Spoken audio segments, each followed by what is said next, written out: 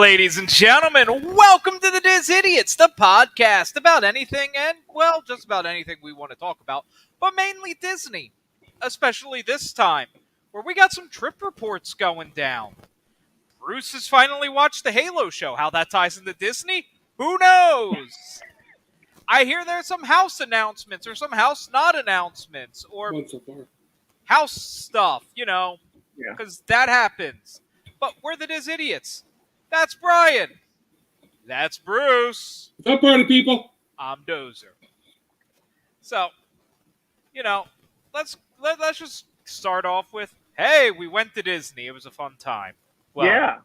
2/3 of us. You were in spirit. You're with us in spirit. I was always there in spirit. When good things happened, I was there. When bad things happened, that was me. Yes. Actually, according to Dozer, your doppelganger was at Mickey and Minnie's. What Dozer was there. Was. The only thing I will say, he may have been Bruce's doppelganger, but his voice was not Bruce. Ah. Higher, lower. It was their third doppelganger, and I cannot remember his name, but the tall big boy from Recess.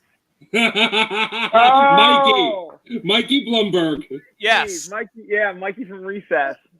That was his voice, like... I love it. Listen.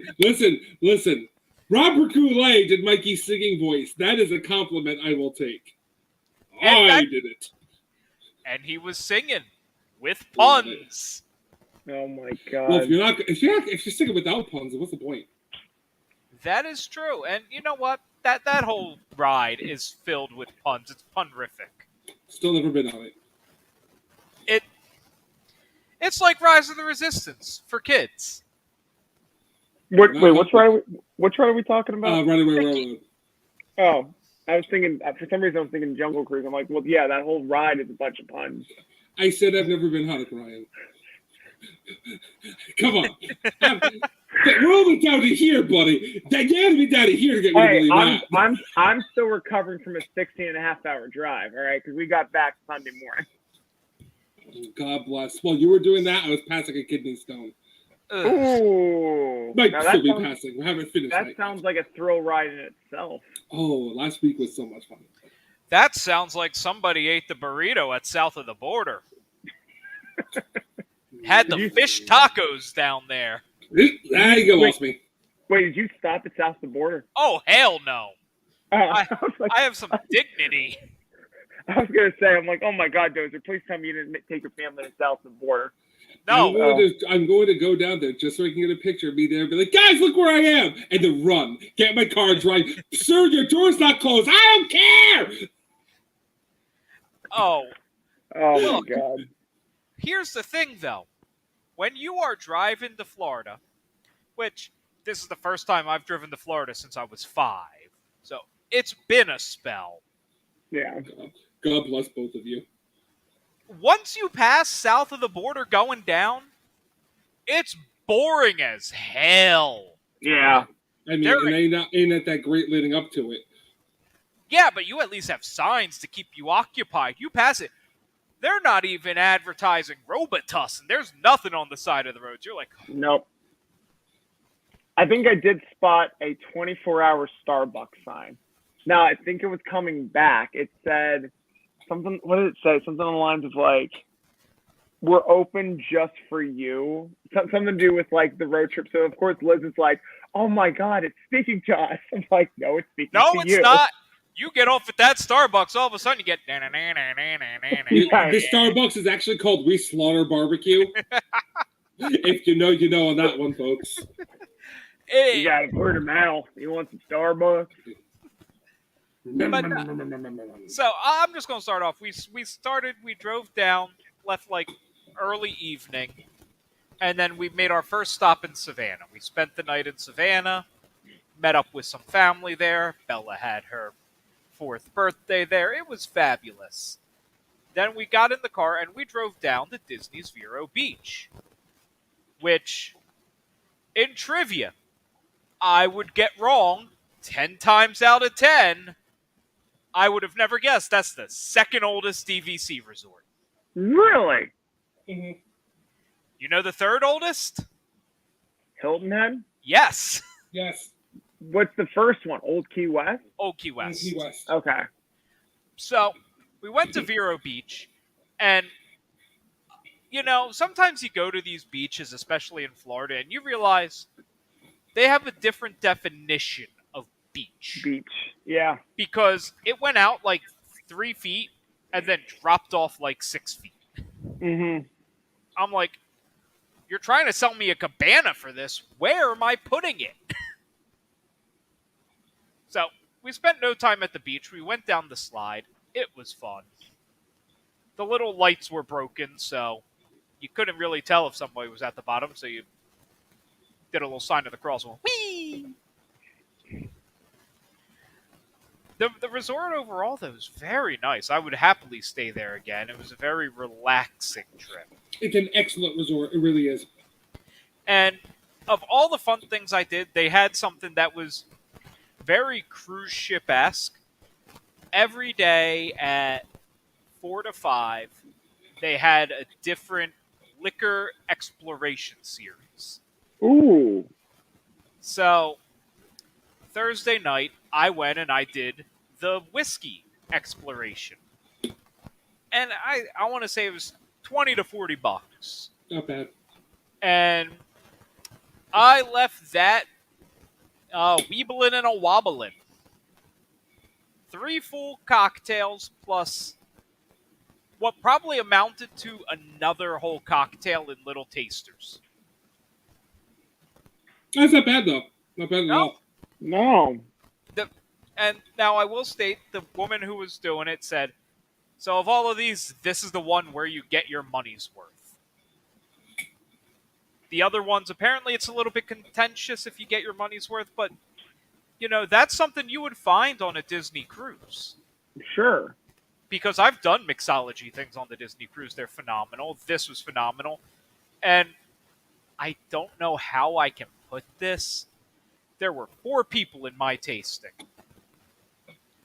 Wow. One of them was from Norristown, Pennsylvania. No. What are the odds? It's a small world after all. Ah! Love it. Wow. Which ties me right into a lovely cruise ship story. Because on my first Disney cruise, we're on the Magic, which is one of the smaller ships. I think 2,000 some people on that boat. And the elevator comes up, the elevator door opens, and there is somebody head to toe KU gear. Get out of here. Oh, you puppy. Hi, puppy. No, this is Charlie. Hi, Charlie. Bella would look at him and just go, "It's Liberty!" Who's Liberty? She's the newest member of the Paw Patrol. The Paw Patrol. Oh. Okay. I forgot. I didn't realize Paw Patrol was the whole thing. And you know how I could tell you exactly what Liberty looks like? Lady. Okay. Oh. Spot on for Lady, because literally every time Bella saw Lady at the parks, she would go, "Liberty!" I'm like, no. I know what you're talking about, but Lady, Liberty, means something else from where I'm from. Just saying.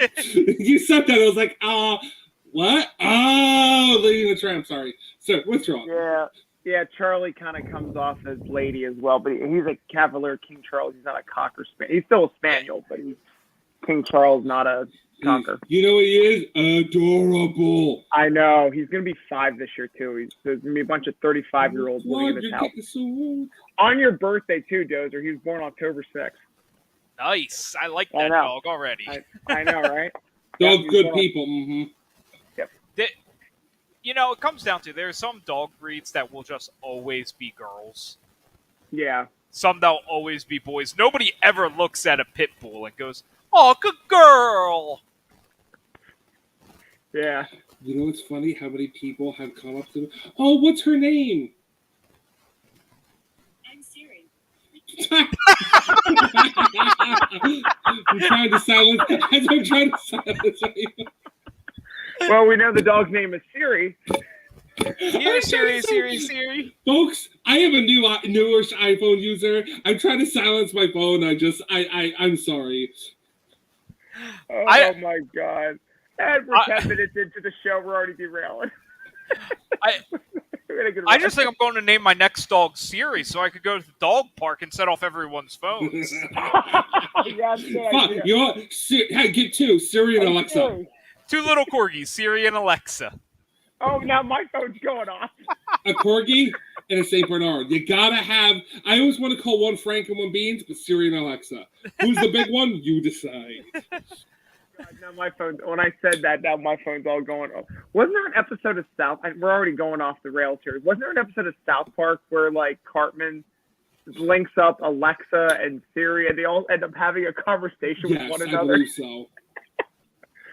Oh God. South Park did it. Yeah, South Park did it. Did it. So, what I'm going to add, my last little notes here on Vero Beach. Probably the nicest smoking section in any Disney resort. Because it's one of the ones where they have the garage under the hotel. Mm-hmm. And it's down there, it's covered, but outside, no wind. So if you need to smoke and you have to go to a Disney hotel, Vero Beach, it's where it's at for you. Animal Kingdom Lodge, 0 out of 10. It's like in the middle of the parking lot. On Disney property, 0 out of 10. Yeah. So after that, we went to the boardwalk, which it is going to be a tough thing to convince me to never to stay at any resorts that are not an Epcot Deluxe resort again, because oh god, that was fabulous. The boardwalk. Yeah, we had a pool room view, the carousel pool or whatever one it was. Oh, it had yeah. big slide. Is it still the clown head, or did they change that? It is not the clown head anymore. Oh, but boo. Yes. Oh, boo, it did not give my daughter nightmares. That was my job, putting her on Smuggler's Run. Nice. Not even the ride that scared her the most. Well, okay, What? now we gotta ask. Yeah, now we got. That scared her the most. Ratatouille. Really? But Wow. the question is, what scared her to the point that she asked the question on every ride and was scared of it? The stove? No. The She car? got splashed with water. Oh, I can see that. And now every ride, am I going to get wet? No. Well, So- maybe. You never know. But she liked Rise of the Resistance. She's 2 inches too short for Can't rides. go Oh. She can do Smuggler's Run. Next year, she should be tall enough to do most of the things. What about Mickey and Minnie's though? You shook her on that, right? Or is Yeah, she she still? was big enough for.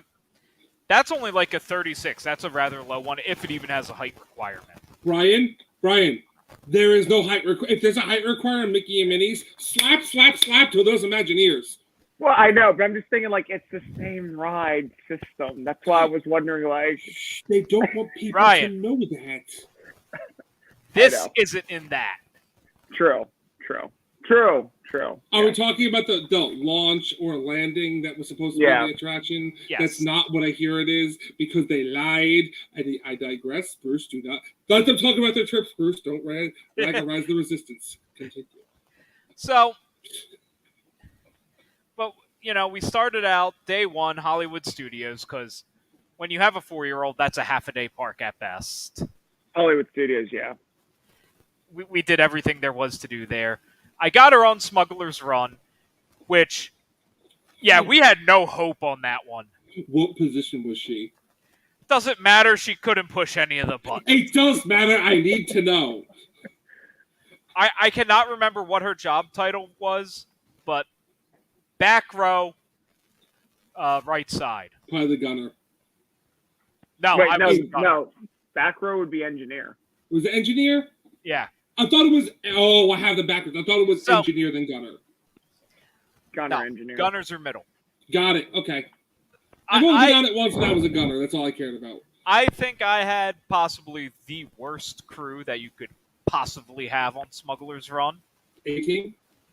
Well, let me start off. We're starting off with a 4-year-old Mm-hmm. Right, who can't reach the buttons. Mm-hmm. right. Then we have the 4-year-old's mom, who is trying to calm down the 4-year-old. Oh no. You have me, and then you have a family of 3 that doesn't speak English and press no buttons. Look, you're done. Oh no. Da, da, da, da, da, da. Did it give you the classic Resident Evil? You've died. Basically, which I will be Can you happy to let imagine? you know, no matter how terrible you do, you will always get 1 container. You cannot mess up bad enough to get less than 1 container because we would have. You know, I'll say this though. Can you imagine if that was the end of the attraction? No matter if you did bad enough, it just came up like, wah, wah, wah, wah. You failed. You know, when they were first building the ride, that's actually what happened, and they came back and said, "Yeah, guests won't like the idea of kids crashing the ride after 3 seconds." It'd be like, "I waited in line for 90 minutes for this." Yeah. Or that like actually- me, where I would be super annoyed that I got this subpar experience because Right. Yeah. the two people in the front who were piloting didn't understand the language or what to do. Yeah. Listen, how many revisions did they go with the lion, the elephant in the safari? We killed the elephant. The elephant lives, but the mother dies. Both die. I mean, I know. It To the point doesn't where they don't even exist. and we They don't tested this with guests. We didn't test this on our own. The guests just were like, and the elephant died. Yo, elephant died. Poaching is bad. Well, now in the safari, I do believe we have a section with goats. That's where the elephant used to be. Now it's like Yes. this, like Yeah. it's the We raise our glass to the symbol Warren, one. the Rest in Warren's peace. house. Yeah, the Warren's office. Yeah. Warren's office with goats. That sounds about right. Day Anyway. 2, Epcot. We shopped a lot. And we rode Frozen. Did she like Frozen? She did. Good. Did she get wet? No. Big question there. That's a good point. Was this before or after Ratatouille? After Ratatouille, because Oh, since we were at Boardwalk and right next to the International Gateway, no. Makes sense. we got there at 8 a.m. Mm-hmm. As early as we could with our early admission. Straight to Ratatouille and in line. We did not pay for a fast pass. We did not waste That's the smart. lightning lane on it. Smart. That's Smart. smart. What were mom and dad's thoughts on Ratatouille? Oh, I loved it. I thought it was one of the best dark attractions they've built in a while. That's good to hear. If Mickey and Minnie's is a 7 out of 10, Ratatouille is a 9 out of 10. Like, Okay. Okay, it's fair. I will ride it someday. Brian's No. quiet, so Brian hates it. No, I would flip those 2 attractions. I would give Ratatouille a 7 out of 10 and Mickey and Minnie's a 9 out of 10. It was a cute ride, but I think what you did the right thing, Dozer. We ended up actually buying a lightning lane for Ratatouille, and I shouldn't have done that. I would rather not ride it than buy for that. It was just that we were at Epcot and it was packed when we were there, and it was one of those things where it's like, you know what, these lightning lanes are going fast. Let's just jump on this and regret like if we don't get on it or something like that. So that's why I was suckered into like my eyes were in that Genie Plus almost the entire trip, and I look back and I'm like, I wish I wasn't doing as much as I was. Because of just like going all over the place, and then Liz ended up getting the Disney rash because we were just like walking all over that. Like, I wish I should go back and like I The have Disney things. rash. the Chub Disney rub. rash. Just call Never it heard- chub rub. You never Not what heard of it the is. Disney? You ever heard of the Disney rash, the vasculitis, whatever, on the legs with the rash walking around? Oh, not. What is it? Heat rash. Heat Yeah, rash. it's just heat. It's just heat Oh, rash. Yeah. no, I thought you meant chub rub. I'm like, No, I'm an Ryan. expert on this. Ryan, No, Benadryl and drink more water. hmm really. hmm Okay. You to avoid that one, just never stop drinking. Well, trust me, we were drinking plenty of water when we were down there. We actually didn't really. I mean, I drank a little bit like alcohol, but most of the time we barely drink any alcohol. I know Epcot sober is like horrible. Oh no, I don't.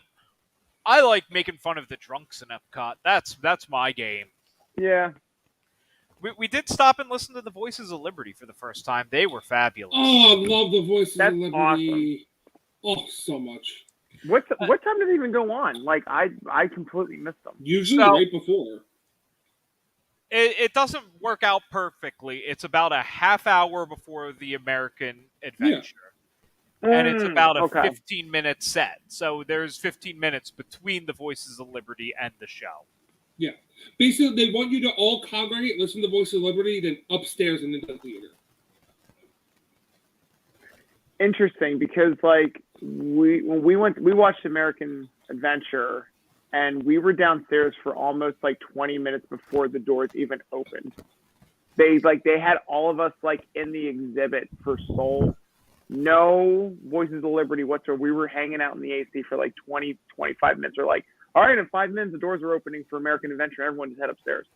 Like they didn't have the Voices of Liberty performing. It could have been they were on. It's not a rule. They do take Right. obviously. So they could have just been, hey, this is one of those times. Sorry, Voice of Liberty ain't coming out. Yeah. So I do have a question from our day at the Magic Kingdom, and my dear daughter's love of a certain group of 4 gentlemen and their singing abilities. Because she does love the Dapper Dans. Yeah. Bruce? Okay, look, no one's an idiot here. We all know there are multiple groups of the Dapper Dans. Wait, what? Oh, the better thing is, we all know there are multiple groups of the Dapper Dans, but every group of the Dapper Dans has one black guy in it. The question is, which one are you going to get? The bass? The alto? You never know. But- yeah, about that, I might have to actually challenge that Dozer, because I'm pretty sure Not all of them, but they do have ones that are. But Yeah. anymore, they do their best to have the diversity in there. Even Well, the they do even their- the Cadaver Dans. They do their Yeah. best to have the diversity, plus, since they are now pushing more Dapper Dans merchandise than ever, the official lineup of the 4 Dapper Dans has one of Has color. Yeah. Which it's not here yet. I was ordering from Shop Disney, and I did buy the Did you get the Dapper Dans. I bought the hat. The hat. They have a Loungefly hat. We got the backpack. No, I didn't get the pin. I was considering. I didn't get the pin. Wait, what hat? I'll be honest. I'm kind of gambling on the pin going on sale. So Not a bad idea. I'm playing a little game here. They have a Loungefly hat that has the castle, the trolley, and the Dapper Dans on it. I need to find this hat because I now need to buy it. I But know. Oh no, it was one of those. I was buying things. I'm like, I need a little more to free shipping. Ooh, add to cart. which, dear Loungefly, as a guy who rather likes a decent amount of your stuff, can you please make more fanny packs? Because I'm not going to wear the little tiny backpacks. But you were the hell out of a fanny pack. I Wait, is this the hat? Yep. Yo.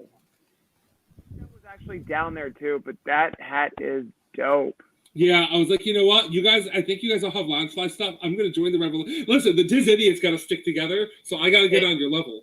I have my Loungefly Tiki Room hat. I like that, and I don't make many of them. That's like I'm just gonna buy this because the not to sidetrack for one more minute. The main attraction Mickey that they're doing. I've been following that like a hawk. Have you guys seen that? Yeah, so the Yeah. first one was Space Mountain Pirates, now it's Mad Teacups. Then it's, I think, a Small World, I think, is next, but like Big Thunder, Mansion, of Jungle Crew, a bunch of them are going to get theirs. So I've been watching that like a hawk because there's certain ones on there. I'm like, not missing something from you. Well, and here's did you see the pins, Dozer? The Mickey pins? I briefly saw them. I am not a pin guy.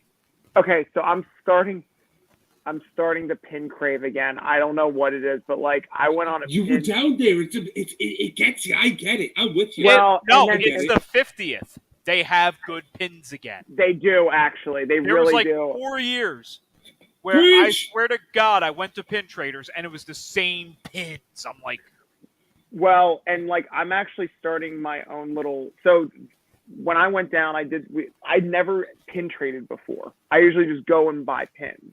So like, you know what? Let me actually go. It's a free thing to do. So Did you go I thought- and ask for all the pin books?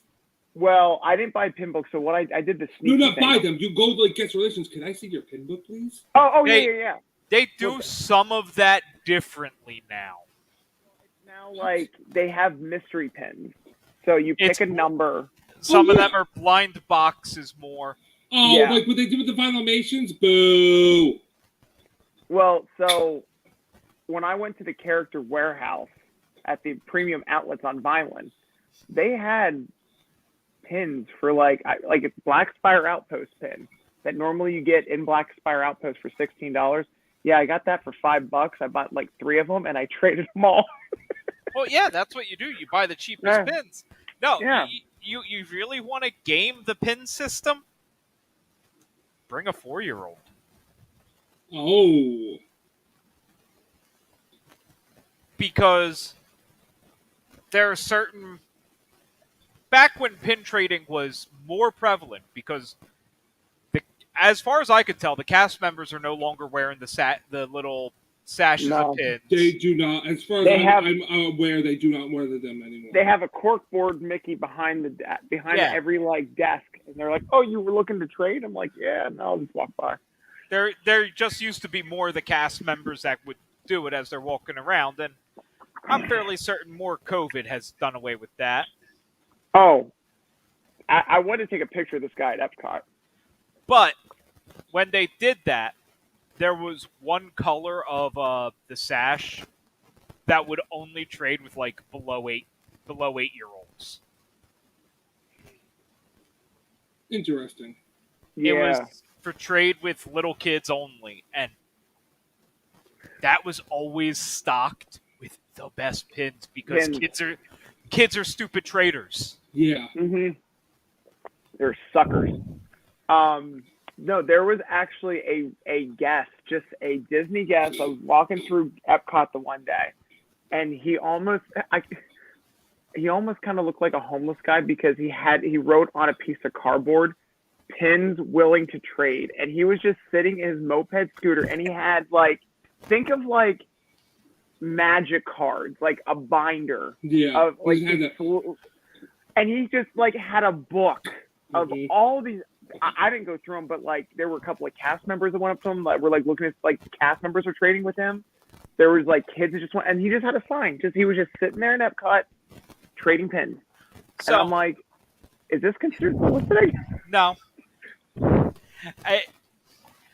we did make one tactical error on our Epcot adventure. What's that? Our first day in Epcot also happened to be the D23 ride. Oh, Guardians. Shit. And crowded.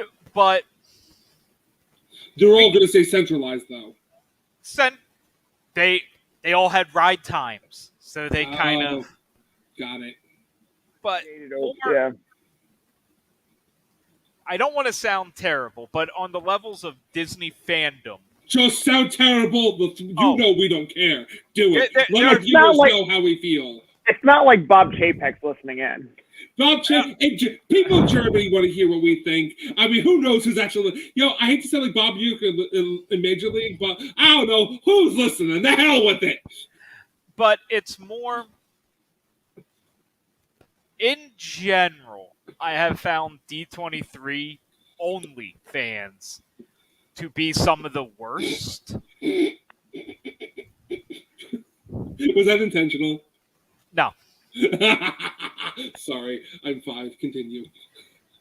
because they're where they think they know everything about Everything. Disney.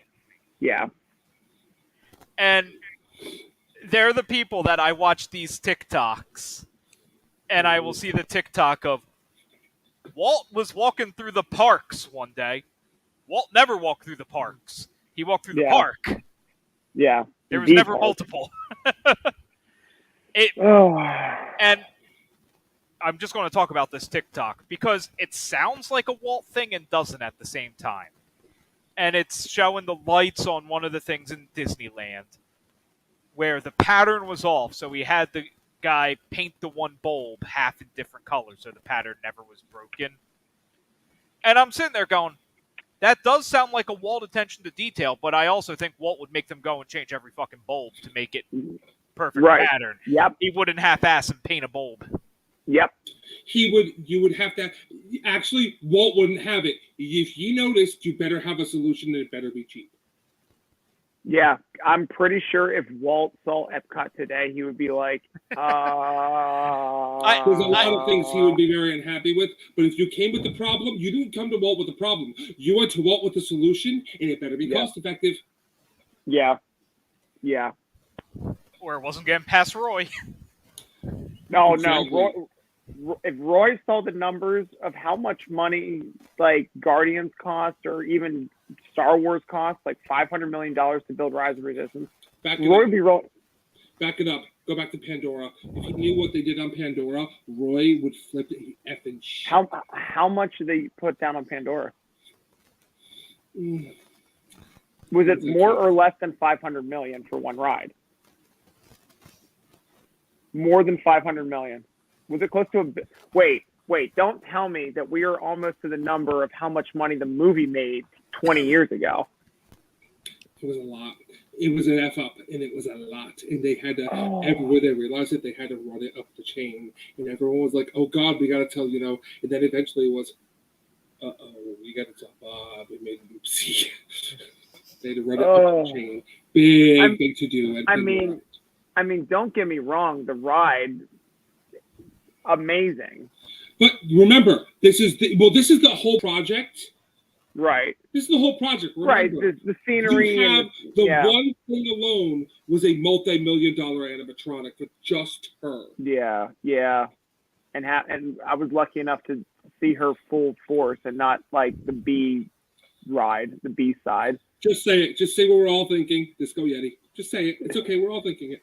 Hey, speaking of which, Joe, you probably didn't ride. Did you ride Everest at all? I mean, did you guys do any No, we actually scrapped our Animal Kingdom day for another day in Epcot because Bella was becoming so attraction focused. Mm-hmm. That would be tough for her to go through Animal Yeah. Kingdom. Animal Kingdom Yeah. for her is basically it's tough to be a bug in Kilimanjaro. Like, And Right. walking a couple of trails, which would not have gone well. yeah, they're not. Right. And it was 90 plus degrees, and Bella was struggling with the heat in Epcot where Yeah. we're in AC all day. I'm like, yeah. this ain't gonna work. What Yeah. you're saying is she would have had as much fun at Gatorland. I tried to convince Meg to go to Gatorland. She said no. Yes, buddy, yes, mind meld right there. I don't speak Spanish, but you're gonna love this park. Yes, Well, Gatorland. welcome to Gatorland. Welcome to Oh, Gatorland. Gatorland. Oh, the best Gatorland. Some But- fun times. And just going over my quick reviews here. Cinderella's Royal Table, worth every penny. For Okay. lunch.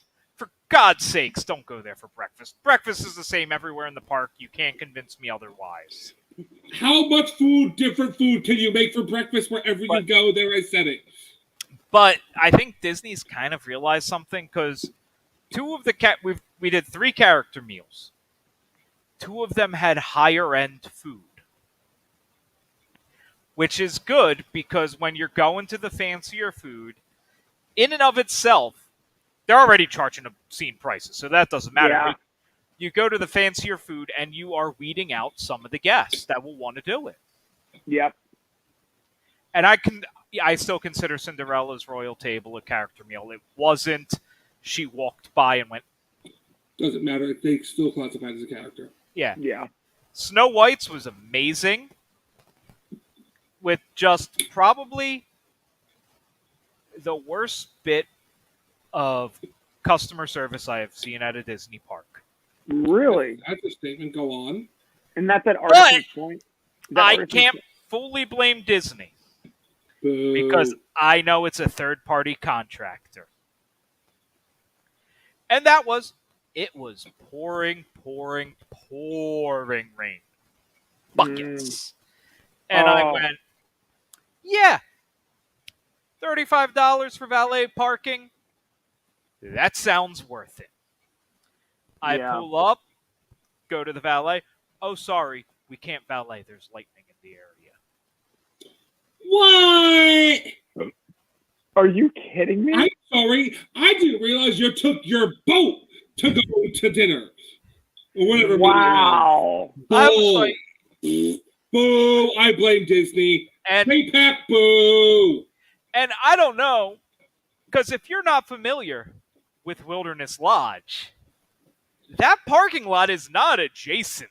No, it is not. In fact, you have to climb up, and then you have to do a mad dash. And if it's raining buckets, you know what you're not doing? Running through raindrops like a ninja. You're just getting wet. You are on Splash Mountain. You will get wet. So, and as I'm leaving, so I do all this. I drop the ladies off. I park the car. Then, as we're leaving, I go out to get the car to pick up the ladies, and there is another dad with me. Both of us mumbling under our breath that we have never heard of something like this. Like, Yeah. you're valeting your car because it's raining. That's why you're doing it. And Right. I do not want to diminish the real hazards of lightning in Florida. It is the lightning strike capital of the world. But you know what?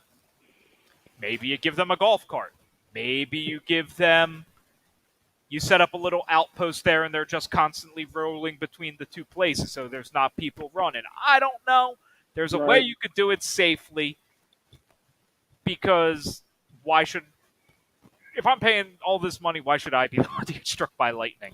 Right. As a former cast member, I'm calling shenanigans on that. That's bull. Yeah, That's policy is absolute horse. You're not in the middle of a lake. I get that it's I get it's lightning strike capital of the world. Where you are currently, there's not. If it happens, congratulations, play the lottery. Yeah. Yeah. Just know the parking lot and everything. This is you have more likelihood at Epcot, Magic, Hollywood, or especially Animals parking lot than you do at Wilderness Lodge. Yeah, I was like, I am flabbergasted, and that was just, whoa, no. Yeah. Now, listen, if this was 2013, I knew the manager over there. You would have just simply messaged me and been like, "You're valeting his car. Yeah. Do it." Just tell your boys to do it for me. Thank you. Now I will now go and praise the staff at Boardwalk, because in the mad dash of packing, Meg left this on the counter there. This is a box of about 10 cigars, a lighter, and a cutter. Mm-hmm. I have it. They mailed it back. Oh, you've left it there. They mailed it to you. Nice. No That's questions awesome. asked. Now, I will complain. Someone stole my Bic lighter. Which, here's the funny thing. They may have took it out because jet lighters are illegal to mail. Yeah. But it was a Bic. It wasn't a jet lighter. Yeah, honestly, you never know. And at the grand scheme of things, peanuts. Yeah. Yeah. But I sat there and went, oh, someone took my Bic lighter. They ignored like the $150 of cigars or the $80 cutter. No. The $250 lighter. Bic lighter because I forgot butane. Yeah. Listen, Cabana Bay once mailed me back my iPod Classic. That is how it should be done. And mainly because I don't think they knew what it was. Oh, there was also my empty like $80 jet lighter in there. Just the Bic lighter was missing. Hey, listen, minor inconveniences. Smoke them if you got them. I'm not complaining. So, Brian, how was your trip? Bad. Looking back, I think we could probably do it easier. Let's see here. We drove down. We stayed in Fayetteville overnight, which was fine. At a True by Hilton, because I'm a Hilton Honors member, so I just rack up the points. So we stayed there, and then we drove the rest down to Florida, which was about another 8-9 hour drive. So we left at like, I don't know, 4:30, something like that, 5 o'clock in the morning, 4:30 in the morning, something like that. We got down to Orlando probably right around with traffic, stop and forget, probably right around like maybe like 10:30, 11 o'clock we got in. So our first hotel was it's the Bonnet Creek Resort, but it's now called Signia by Hilton at Bonnet Creek. Is that the old Peabody? Because you showed the Yes. ducks. Yes, I believe so. Yes. And It's the right, Peabody had the ducks. Yes, it's right next to the Waldorf Astoria, like right across the street from the Waldorf. I love this hotel. It actually sickens me that I can't sell it because it's not on the Disney Good Neighbor list. Even though it's technically on property, it's because it's not on Hotel Drive, like where all those like Good Neighbor hotels are from I-4. It's back a ways and you have to go down through. But the Waldorf is considered a good. I don't know. I don't know if it's because they're going to like renovations or new ownership or something that maybe Disney hasn't updated their system yet.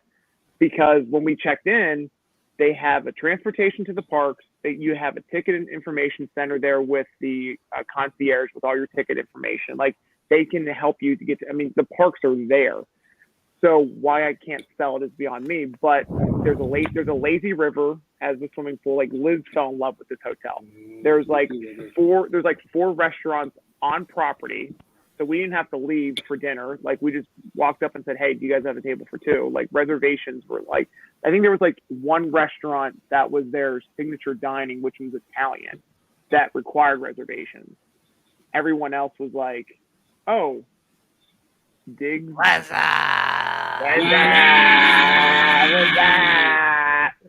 Back to the 90s. Stayed there for a few days and we just pretty much chilled. Like we did some shopping, laid by the pool, just kind of, mentally preparing ourselves for Disney. So then we check out that Wednesday because we drove down Saturday. So Sunday, Monday, Tuesday, we were at the Hilton.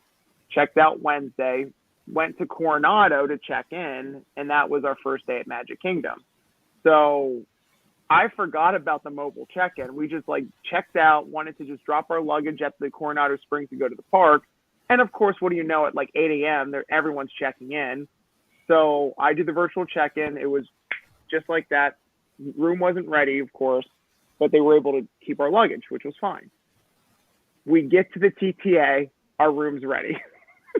For Magic Kingdom. I'm like, well, we're not going back. We're already at the Magic Kingdom. We're not going back to the hotel. You could do that at any time. Yeah, I know. So we did Magic Kingdom, pretty much a full day. We missed the fireworks though because we were just exhausted. So we were knocking out the lightning lanes. Like it was just like first thing in the morning, we just hopped on one lightning lane after the other, and then we noticed by the time midday hit, the lightning lanes were gone, and we're Magic like, is terrible with that. And I'm like, oh, okay, now I see the issue, because like Haunted Mansion is when I had the rude awakening, where Haunted Mansion lightning lanes were gone. Like Jungle Cruise, Haunted Mansion, Peter Pan, and Splash Mountain are like the ones that go. Like, if you don't get on those first thing in the morning, or if you don't get a lightning lane first thing in the morning, good luck riding one of those rides. Our first lightning lane was Big Thunder Mountain. Pretty much wasted it because it was a 35-minute wait. We walked on. It was like a 5. I was like, oh, whatever. just got another lightning lane afterwards. So it was no big deal. But then I noticed like throughout the day, I was like, maybe we probably should have like booked later lightning lanes and then just whenever one opened up to every 2 hours, just book another one or something. I don't know. I was trying to knock them out first thing in the morning, see how fast I can get through rides. So we did that. The next day we did Epcot, and we did mostly food and wine, or I'm sorry, Flower and Garden. Did Ratatouille. What's that? Yeah, I know.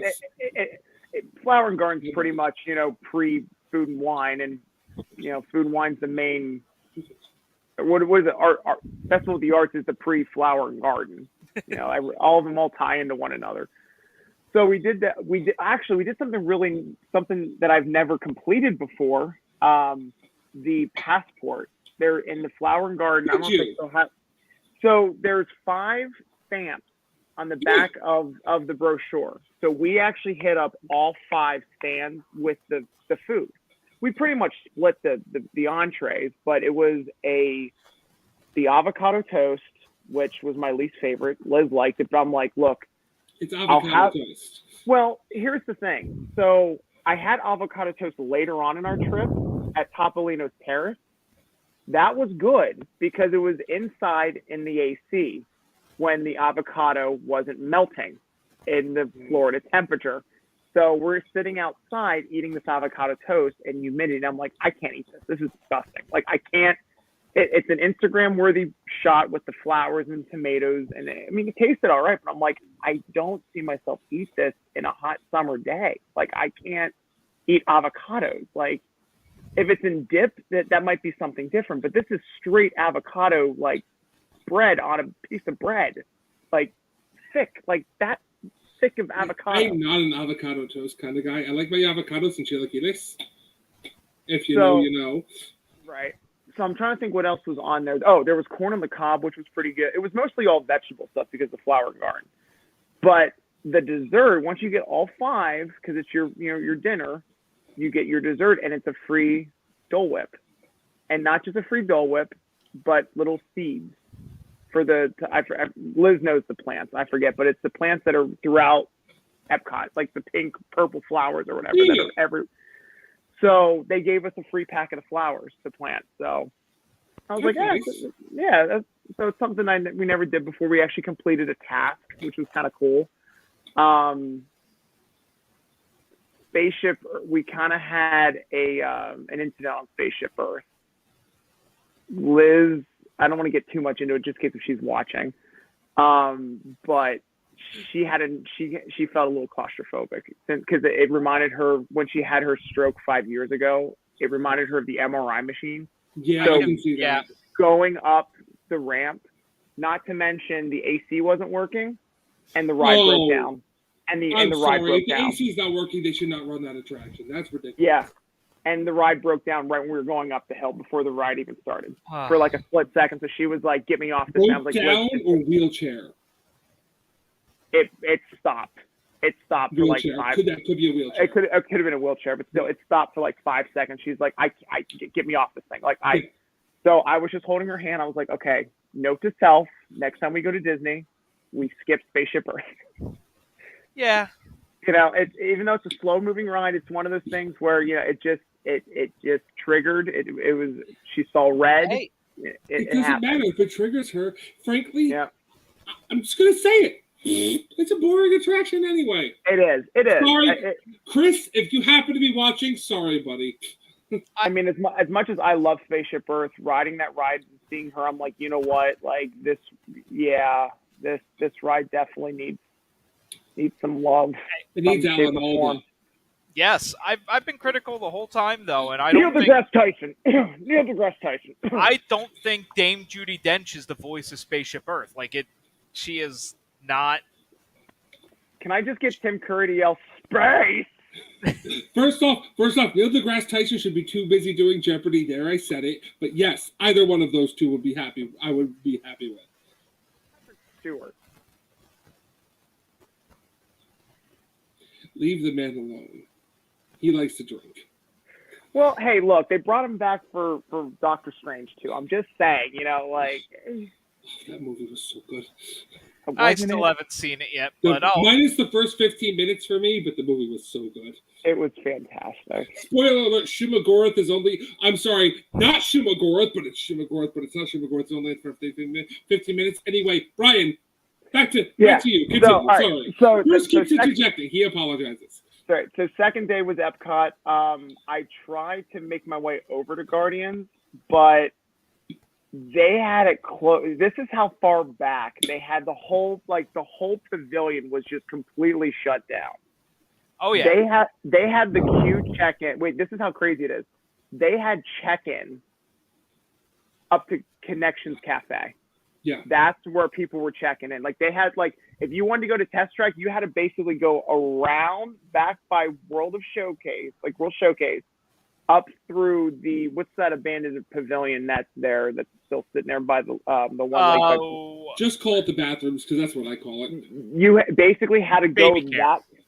they were routing people down World Showcase and back around to ride Test Track and Mission Space because they had that whole section. Like you couldn't even stand because I was like, can I at least get a picture of the Nova ship? They're like, no, you have to have reservation. And I'm like, that's seriously? funny because my friend got a picture of it. She was not able to do it. She had her own complaints about the system. I'll get to that in a little bit. She had her own complaints about the lightning lane and everything because she wasn't aware. But she was able to get a picture of the Nova Corps ship. But because they had, maybe it was the time of day, because they had to park hop there, that's the closest she was able to get close enough for a good picture of the Nova Corps. Yeah, like the only way I probably would have gotten over there was when the park was closed, so I can quickly sneak and do a selfie and run because they had that place locked down. Like I couldn't even get near it. So it is what it is. It's not the end of the world. Just something for me to do next time. but You'll ride it. Here's the thing. The difference is, like you said, you're going back. You're going to go back at some point. That's the problem I have. Spoiler alert versus ranting. That's the problem I have. You're going to ride it. But they've taken away the whole, this is the one time here. We better make sure they can do everything because they're spending so much money to be here. They've taken that completely away. I know. And it is absolute bull plop. 100% bull plop. Sorry, continue, Ryan. It's all right. So, food. I'm trying to go through the food that we had because we actually ate a lot in Epcot. We actually went back twice. So jumping around here, we did Magic Kingdom first, Epcot. Third day was Hollywood Studios. We took a break Saturday and Sunday because we knew crowds would be heavier. The following Monday, we did Animal Kingdom first thing in the morning at whenever the park opened, 7 or 8 o'clock. We went first thing in the morning, did Navi River Journey without using a lightning lane or fast pass or anything like that. Nice. It was like a 30-minute wait. We got on in 15 minutes. It was worth it. But we went back to Epcot that day, but that's when she started to get the Disney rash and she was in pain. And then I knew the next day or last day at Magic Kingdom Disney trip, that Tuesday, we actually were we did Polynesian for breakfast at Kona Cafe. Rockstar parking, by the way, because we had reservations at 9:30 at Kona Cafe, parked right in front of the hotel. Hopped on the monorail and went right to Magic Kingdom. So nice. Even though we were only in Magic Kingdom for 4 hours, it was worth it because we didn't have to walk back to the TTA. It was we just hopped on the monorail, went back to the Polynesian, got into our car, and went back to the Coronado Springs. So, but yeah, Epcot, we ate. I'm trying to think, where did we start? She had this Mediterranean flatbread from Morocco. I had this lamb kebab, which was phenomenal. That sounds good. We had, what else do we have? Oh, I'm trying to go off the passport. It's passport's hiding somewhere. I can't remember where it is. It might be upstairs. There was the corn on the cob. There was the avocado toast. There was, potato pancakes in Germany. Ooh, they were good. They were good because it was home, almost like a hash brown potato. Did it come with applesauce, sour cream, or both? Applesauce. Okay. Applesauce, bitch. Frank, nice. I see what you did there. Very nice. Because potato pancakes usually come with one of two. If you've never tried them with the sour cream, I suggest it. It is a nice touch. We didn't do the sour cream. We just did the regular with the applesauce, and that was good. I had a few. She had a daiquiri. Did I have a beer? I did have a beer. I was in Germany. I had to have a beer. So I had this really good, very refreshing, like Hefeweizen. Like nothing too heavy. It was very light, like almost like a wheat. It was very, very light for a Hefe. That was very refreshing. What else did we have at Epcot? Hey, while you're thinking, Yeah, I can't remember. I have a question about Disney food operations. Mm-hmm. The margarita stand in Mexico. Yeah. Why does that line move at exactly half the speed of smell? Are you talking about the one for outside? Yeah, I don't know. it's not like they're making anything. No. Heck, even the On the Rocks margaritas come out of a gun. Like,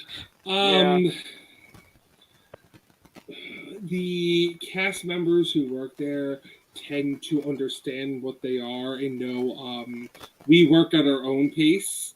Mm-hmm. If you want to speed us along, read between the lines. yeah, Yeah. because I knew a cast member who once worked there. I knew her. She transferred there, and she even said, she goes, it's an actual. She hated working there. She transferred after a month. She goes, this is miserable. I waited longer there than I did for most things in the park. We didn't get many margaritas there, but she did find in China this really good bubble tea without the bubbas. It was some sort of like. Then it's just milk tea if it does have boba in it. I know, but it was really good. I don't know what kind of tea it was, but it was very. And then for the first time, I've never watched Reflections of China. Oh, it's not bad for one. It's time. not it really is bad. not bad for Circle Vision. It really isn't. It's still the old like 70, 8mm reel. Like you can tell that they need to update the movie. It's old school. It's very 80s. But I enjoyed it. I was like, look, for AC, I cannot complain about going inside for like 20 minutes to watch a show. Plus, So did we you walk through the China- Shanghai Disney exhibit? Yes. That was awesome. Nice. That was so cool seeing like costumes and models and like everything about that. Yeah, we did that. Hollywood Studios was that was actually a really busy day because I booked us lunch at Sci-Fi Drive-In, and then dinner we had Hollywood Brown Derby. Oh my God. That is a staple. I haven't been there. I don't even think I ever ate there.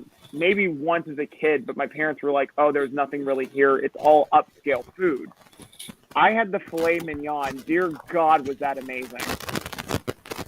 Oh, Hollywood Brown Derby is one of my favorites, but it's old school food. But like the food, like I had a slice of the grapefruit cake, which was phenomenal. Liz got this Death by Chocolate triple chocolate cake, which was just as good. No, let me take that back. I think it was flourless chocolate cake. Guys, I'm going to be right back. Okay, Was that him with the crackling? I think so. Not crackle pop? We'll see, but yeah. So that was somewhat of a busy day. We did a lot. We did like Muppet Vision. We did the Star Wars rides. I was on Star Wars, Mickey and Minnie's, Blinky Dog Dash. It was the crackle. Were you the crackle, Bruce? I don't know. I can't stop. If it's me, I can't stop it. It's not going away. It was getting really loud in my ears. It's not bad here. Fireworks going on. You guys continue. I'm going to reset real quick. I'll be right back. Okay. So we did. Oh, there it is. Yeah, it must be Bruce. So we did Harmonious. That was Monday night. That was fun. But I think like the big the big part of the trip was when we hung out with. Well, actually, let me backtrack a little bit here because it's a little side trip. So over the weekend, we hung out with her cousins who live in Lakeland.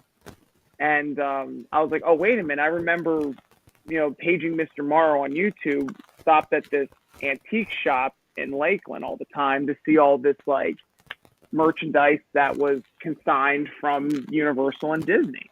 Mm-hmm. So I was like, let me see what this antique shop's all about. Oh my God. I could spend all day at this place. I don't know where it is in Lakeland. I just put it in my maps and it's next to a Lowe's in like downtown Lakeland. Dude, you could be in this place all day and get lost.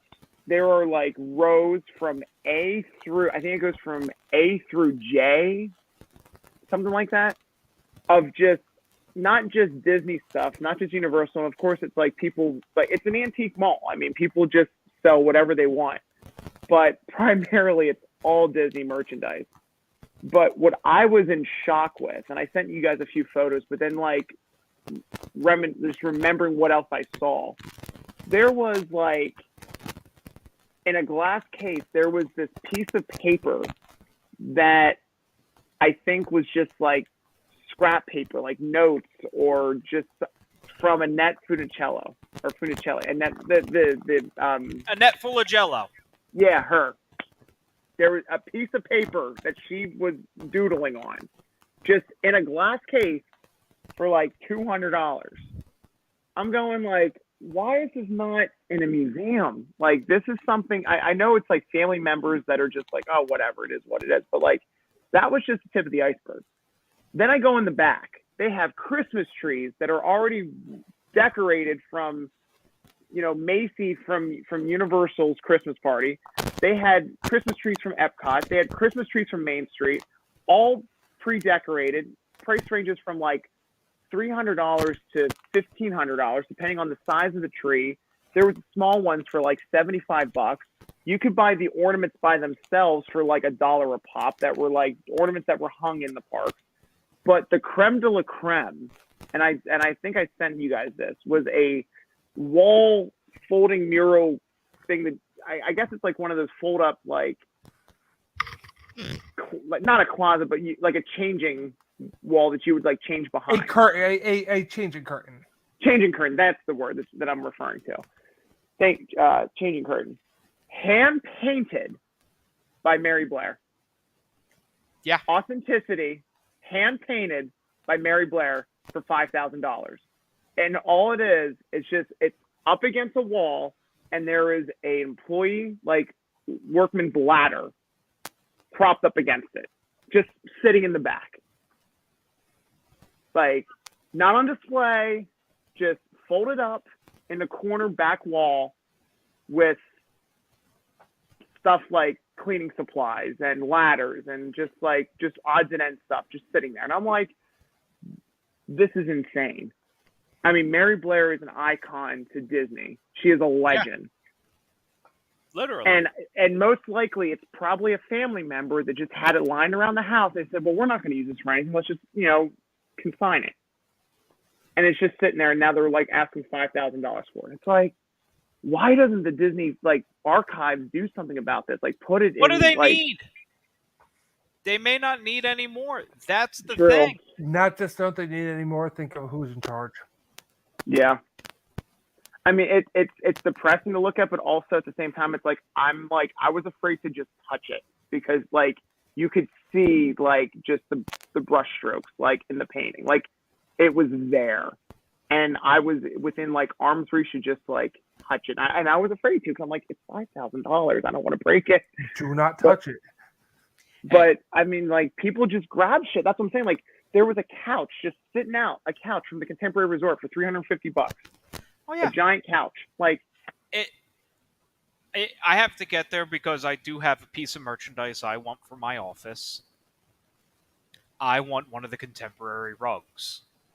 I didn't see any rugs there. Now, from what I also heard from a few people, there are multiple antique shops in Lakeland that have multiple Disney. Like there's one that I didn't go to that apparently is like 2 floors of an antique mall. God only knows how much Disney stuff's in there. Hey, there's a lot of places you can find a lot of Disney stuff. Yeah.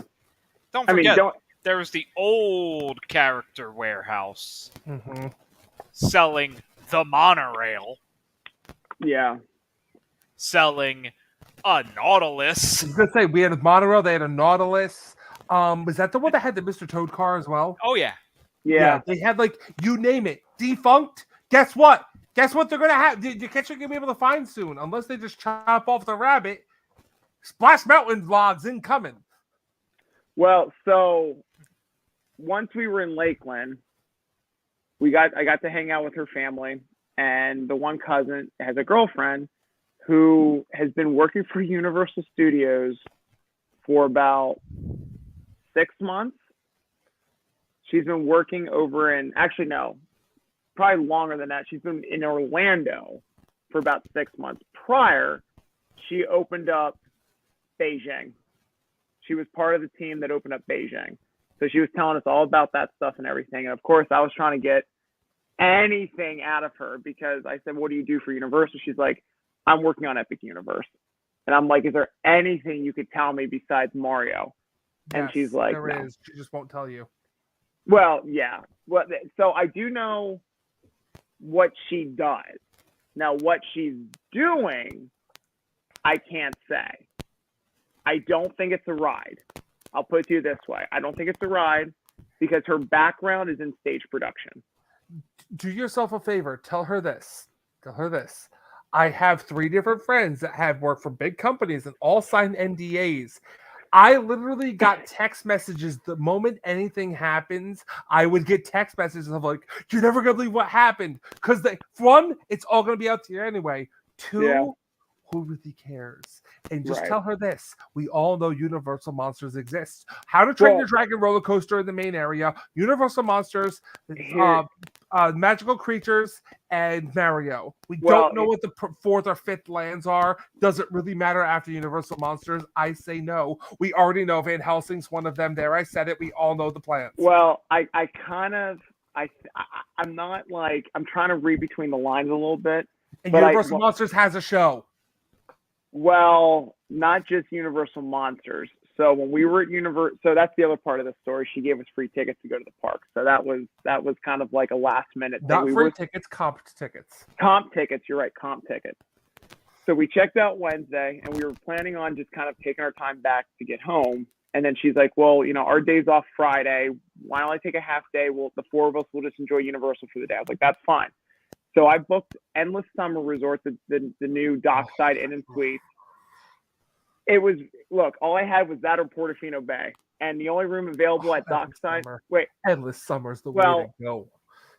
Dockside, 2-bedroom suite with my travel agent rate, $500 for 3 nights Nice. for a 2-bedroom suite. Now I will say this. I mean, you pay for what you get. It's no Portofino Bay Hard Rock Hotel. It is comparable to like an all-star resort. No. well, Okay, come now, on. Couple of All Stars. have you seen All Star Sports lately? Well, I'd rather stay at south of the border. I'm a All right, Cabana let Bay me- and Sapphire Falls guy, and I'll say this: Cabana Bay beats the pants off All Stars any day of the week. Well, Prove me wrong, folks. let Prove me- Bruce wrong. I'm just saying apples to apples, a value resort to a value resort. It is much better than an all-star, but for the Universal resorts, it would be compared to like Art of Animation, the all-star resorts, the Disney value 12th resorts. century. That too. So Now, I don't know if it's just because we were there right before Memorial Day, but the hotel was packed. We were on the second to the top floor. I can hear the people above me. I can hear the people below me, and I can hear people from both sides of the wall too. So either we were just surrounded by school trips and basketball teams and teenagers that were just being loud and obnoxious, or those walls were paper thin. Paper thin.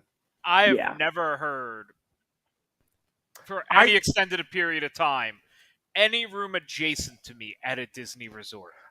I've stayed at all the Universal resorts at one point in most of the Disney resorts. I've never had a problem at any Lowe's resort. I haven't had a problem at Universal. I haven't had a problem Usually, at Disney. yeah.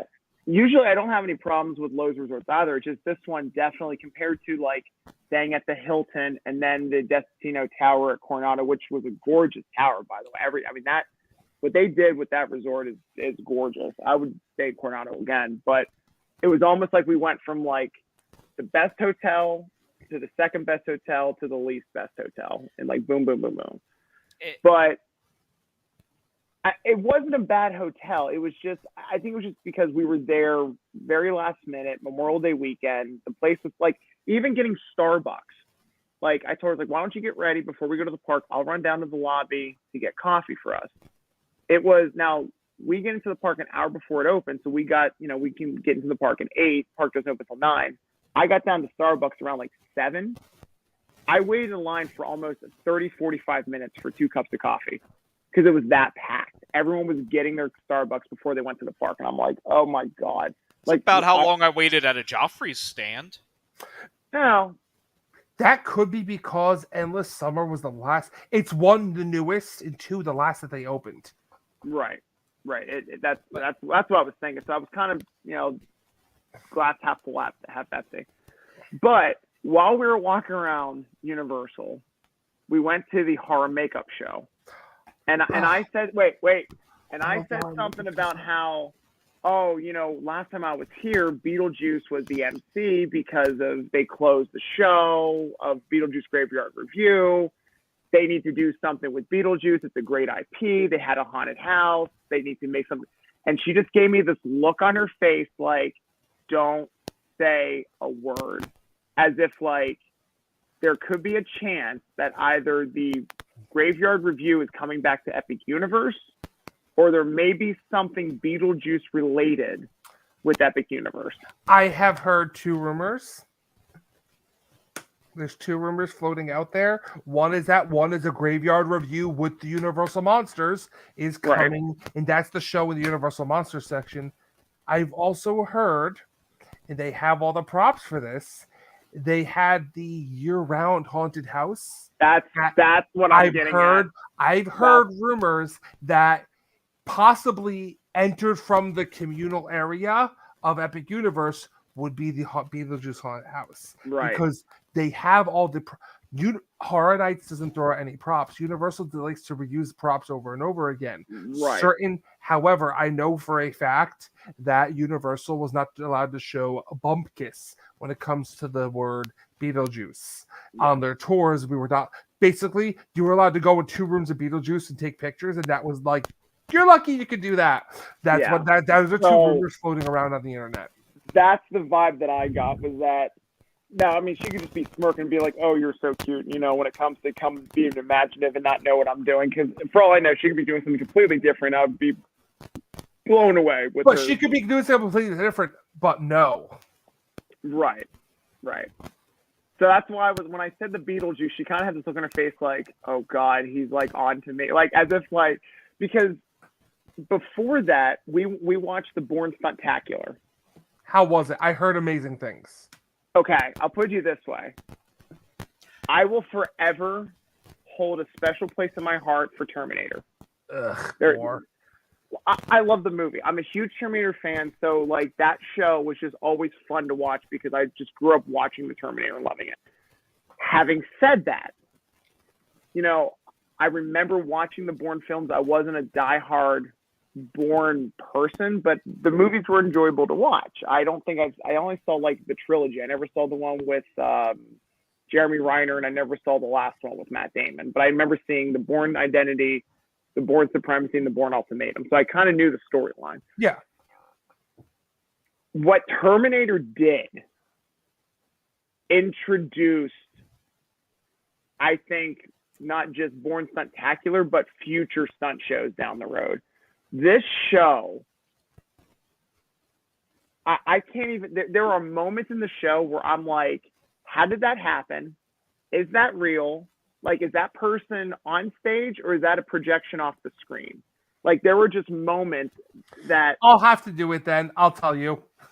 I mean, like it was just one of those stage production shows where, like, and I can tell why it's almost like a magic show because they're like, oh, look over here, and all of a sudden, boom, a car came out of nowhere on the stage. Like, I know how they do it. It's called stage magic, and I love that shit. Yeah, like I know how they do it, but I was just so immersed into the storytelling of the show that, like, I wanted to kind of take my eyes away from the show to kind of like ruin the surprise, like how they do it. But, like, I was just so, like, into the movement where, like, there's moments where, like, Jason Bourne's on the stage and then he flies on a helicopter and all of a sudden you look up and he's, like, dangling and coming through, like, on, like, just hang gliding through the theater as if he's flying on a helicopter because the screen's moving back and forth. Like, it just had this, like, motion simulator meets live action. It's not in 3D like Terminator. So it's worth doing. It's absolutely worth doing, especially. That's good to know because I want you to be honest with me because I truthfully want to know if this is something I should look into. It's one of those things where I'd say you do it once and go, that was a cool show. Would I sit through it again? Probably not. But it's definitely one of those shows where if the park's crowded, it's hot as hell outside, you want some good entertainment, go see Bourne Spectacular. Like, it's one of those things where it's like, it's definitely a people eater. Like, I mean, the theater's come to think of it, I feel like they actually shrunk, like they made the stage larger and took out seats. Because when I went into the theater, I'm like, I feel like there was more seats in the theater for Terminator than there were for Bourne Spectacular, if that makes sense. Like, I felt like that fits the whole current MO of everywhere. Reduce capacity. Yeah. But it was a packed theater. I mean, every seat was filled. I will say this, Brian. I will say this. Right after this, stop teasing me and go right to the main attraction. What, Rip Ride Rocket? I will go to the main attraction, but I do have to give you a story. Oh, you're teasing me here, Brian. You're killing me, dude. You are killing me. I got to dangle. I'm not telling you how to do your trip report. Just continue because I'm actually. You've touched on the two things there's two things I wanted to hear about. You touched on one, and I'm dying here. I'm dying to hear about the other. I'm dangling the carrot, baby. I'm dangling the carrot. So Rip Ride Rocket, not doing that again. Shocking! Really? No. Here's why. I mean, if there's no crowds, I'd say, yeah, what the hell? Let me go on it. But let me tell you a little. Someone doesn't care about their own life. Well, after what happened to me, I kind of. All right. So here's what happened. Did your lap bar come loose? Yes. You did? Yes. Shut up! Knew it! Called it! Yes! Continue. So before that even happened, we're waiting in line. At the time, it was like a 45-minute wait. You know, we had reservations at the Mexican place in City Walk at 7 o'clock. So like, all right, we'll just do this ride real quick, go get dinner, come back and see the nighttime show. So we wait in line, and then, of course, the PA system comes on. It says, we're experiencing technical difficulties. Please stand by. You know, we'll fix it out. We're like, okay. And then 20 minutes later, we're still stuck in line. Next thing I know, I smell something funky in the queue. I'm going, smells like a protein spill. I look over in the queue. Oh yeah, vomit everywhere in the queue. Like right where we were standing 5 minutes prior. Like all over the queue. And it's in Florida humidity where fans are blasting because, you know, that place is all outside in the queue. There's no AC. It's all outdoor with fans. So there was that. And then we get on the ride. And you know how Rip Ride Rocket is, it's one of those vehicles that constantly moves. Yes. Before you, okay. So they strap us in. Music's not working. They were having technical issues. So we had a ride with no music. But while I was latching on, we're about ready to go up and it just comes up again. Oh, I close it. Wait. It comes up again. Close it. Again. I go, excuse me. Someone quickly came over, just slammed it down and go, oh God. That was the old joke because we used to do the test seat. The test seat would say me and my buddy can fit. By the time you got up, you wouldn't be able to fit. Okay, you can't fit. here's your free re-ads to go ride whatever you want to ride. Usually Spider-Man, it was excluding Harry Potter at the time. Diagon Right. Alley wasn't built yet. The old joke was, the one time I'm walking up, hey buddy, I just had a thought. Yeah? What if we actually fit this time?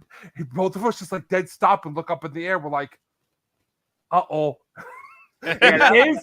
His actually latched for a second. I'm like, buddy, oh, it doesn't work. I guess it can't. Buddy, what's going on? He goes, mine's latched. What do you mean it's latched? It's latched, Bruce. It's not coming up. I'm like, I miss you, buddy. Mine's not latched. like- Sorry. Yeah. Said I could ride down there. I guess I can't ride right now. His restraint did pop up. And folks, just in case you don't know, while they were testing one day after a cease and desist disorder was listed from the ride manufacturer, Universal was testing the attraction, and the restraint did pop completely off of its. Yeah. So there's a reason I'm saying this, but I'm sorry. Continue. I keep interrupting you. I'm sorry. Hey, you want me to get to the big cheese? You want me to get to the big cheese? I can't help it, but you tease me with Rip Ride Rock. You know I like talking about this stuff. You did this. How about Hagrid's? Can I lead with that, and then I'll go into the main attraction? Because you did Hagrid's. You better. I did Hagrid's. Yes. Oh, Hagrid's was awesome. I'll put it to you this way. I can't compare what I like more, Velocicoaster or Hagrid's. They are both uniquely different. The fuck you just say? I can't compare the two. They're both good. First off, bike or sidecar? Okay. I was sidecar because Jonathan, Liz's cousin, said sidecar is more intense. Liz didn't know how she would handle Hagrid's. This is her first time riding it too. So she goes, which side is the least intense? He said bike. So I go, all right, so I'll take the sidecar. Because with the bike, you can hold on to the handlebars. There is nothing to hold on to in that sidecar. You just have like this one little thing and going, oh my God. I was told if I'm to try, I have to do sidecar because it's bigger. It was fun. It was definitely, kind of like not Stormrunner, kind of, what's that ride out in Cedar Point? Maverick. That's it. By the way, first off, sister coasters. So yes, Stormrunner, Yeah. Maverick. I'm with you. Stormrunner's Hershey. Actually, Velocicoaster, very much like if Maverick and Stormrunner had a baby, that was Velocicoaster. No, you're kidding. No. That ride. I wonder who helped build these attractions. That ride was Hagrid's. nuts. But no, Hagrid's was fun. There was I knew about the drop. How was it? How was the straight track drop? Because oh my God, I want to do one of those so bad. It was actually. I wish it was more thrilling. I have to say the drop was. I'm not saying the drop was disappointing, but was that because you knew it was coming, or yeah. I think it's because I knew. I think it's because I knew it was coming. Now the part that I forgot about was the backwards, because at one part in the ride we shoot up and there's no more backwards. And there's no more track. And I look at Liz. I go, "Wait a minute, we're going backwards." And Jonathan's like, "Yep." And I go, "You didn't tell us we were going backwards." Oh, that's a key element, buddy. There's two things that everyone should know: backwards and the straight track drop. Yeah, I forgot about the backwards part, but it was fun though. Like for me not to remember the back really adds more thrill. So if I forgot about the drop, I probably would have said, yeah, that was fun. But like, would you do again? Would you do it again though? Not waiting 120 minutes, but yes, I'll ride it again. Well, that's because, as me and Dozer have discussed before, that ride was built so poorly. And that's because maybe the person who built it should have thought ahead. Yeah. Intimate, I'm talking about you.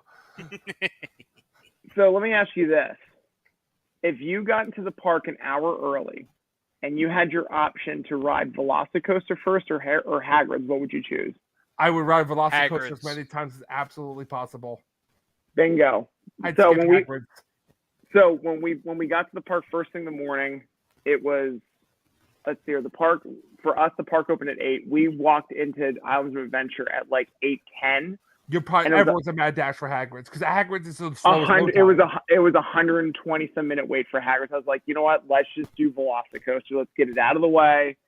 Let's knock this bad boy out. Let's kick this day off right. So it said it was a 45-minute wait. Liz and I got on in under 30 minutes. So that was actually fantastic. As soon as I got off the ride, she was done. She's like, I'm good with the one and done. She's like, I'm good.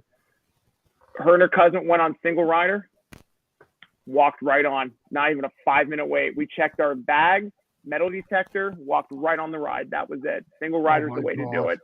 Oh my God.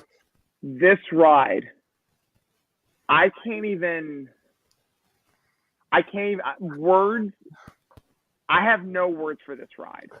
Like, do you remember when Incredible Hulk first came out and how people were like, yeah, this is the new roller coaster. This is the new age. This is how roller coasters are supposed to be made. This is it.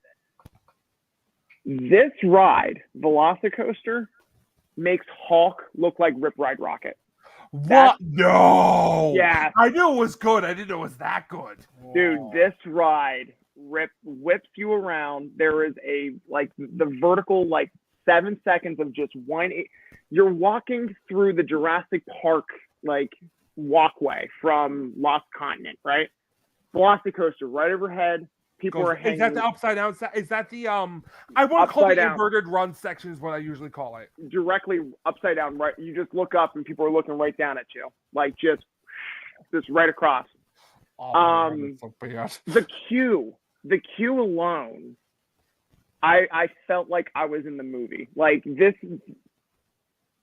They did such a great job of storytelling for one ride than Disney did for an entire land for Star Wars. With the Raptor paddock? Oh my God. So when you first get in and I love the layout because if you remember Islands of Adventure, it was just a visitor center and a walk path. That was it. There was nothing else. It was just a walk path, visitor center, and river ride. That was it. As soon as you walk into Jurassic Park, Velocicoaster is the first thing that you see. Visitor center is the bathrooms / gift shop for the ride. It's almost like the visitor center. But visitor center, you mean Discovery Center, right? That's what I meant. Discovery Center. I'm just making sure. I just want to make sure we're on the same page. That's all. But I'm not nitpicking, I promise. The main building from the movie with the dinosaur bones and the stairwell and all that. Yeah. Stuff. That's almost now the gift shop for this ride. That's the exit? That's the exit essentially. Okay. You actually exit. You exit before the visit the Discovery Center in this frankly, it looks like a backdoor employee exit. I don't know if they're still working on maybe trying to come up with a better exit strategy. Because when we come out, it's a little sad. You're basically right next. You come out. Here's the wall for the visitor center, and then you make a left, and then the Discovery Center is right there. You literally come right off the ride. Discovery Center is right inside to use the bathrooms, gift shop, sit down, food, drinks, whatever. So it's this giant raptor cage. I mean, you see the coaster and all this stuff, but you don't really know where you're going. You just see the coaster, you don't know where you're going though in the queue. There was a gorgeous mural statue of all the raptors. John Williams' score plays with the lights turn red and it's the old opening music from the first Jurassic Park film. Mr. DNA is kind of your MC in the storyline of this. He's just awesome. I knew it. I knew he'd be involved. He's just raptors, and then he kind of gives you this educational speech on Velociraptors as if you're you're at Jurassic Park and you're in the raptor encounter. So he's nice. Raptors nice. have the jaws of an alligator, and they'll snap So make sure you hold on to your loose articles because if you lose them, you won't be able to get them back. Because you're nice. They really have this cool storyline. That's just the beginning. Then you walk through the queue, and this is where the story really kicks it up a notch. From there, the next room you see is this window, essentially. You see outside, and it's the roller coaster that zooms right past you with the first slingshot. As soon as it goes past, these digital raptors are chasing the vehicle. and you're like, what's going on? Like you still don't know the story. You just see these little teases, right? You turn the corner, and then the animatronic raptors are in the queue in their cages With the looking cage at rings on. Oh. dude, these raptors, I just wanted to reach out and like touch, because these raptors, not only you can feel their breath, you can smell them. They give off a little bit of a meat flat, not as heavy as like a farm show smell, very mild, but also smells like meat, like raw meat. I see you, So- Michael Aiello. I see you. I see your Like- influence here, Michael. But like the coolest thing though is as soon as you're walking past the raptors, their eyes move with you.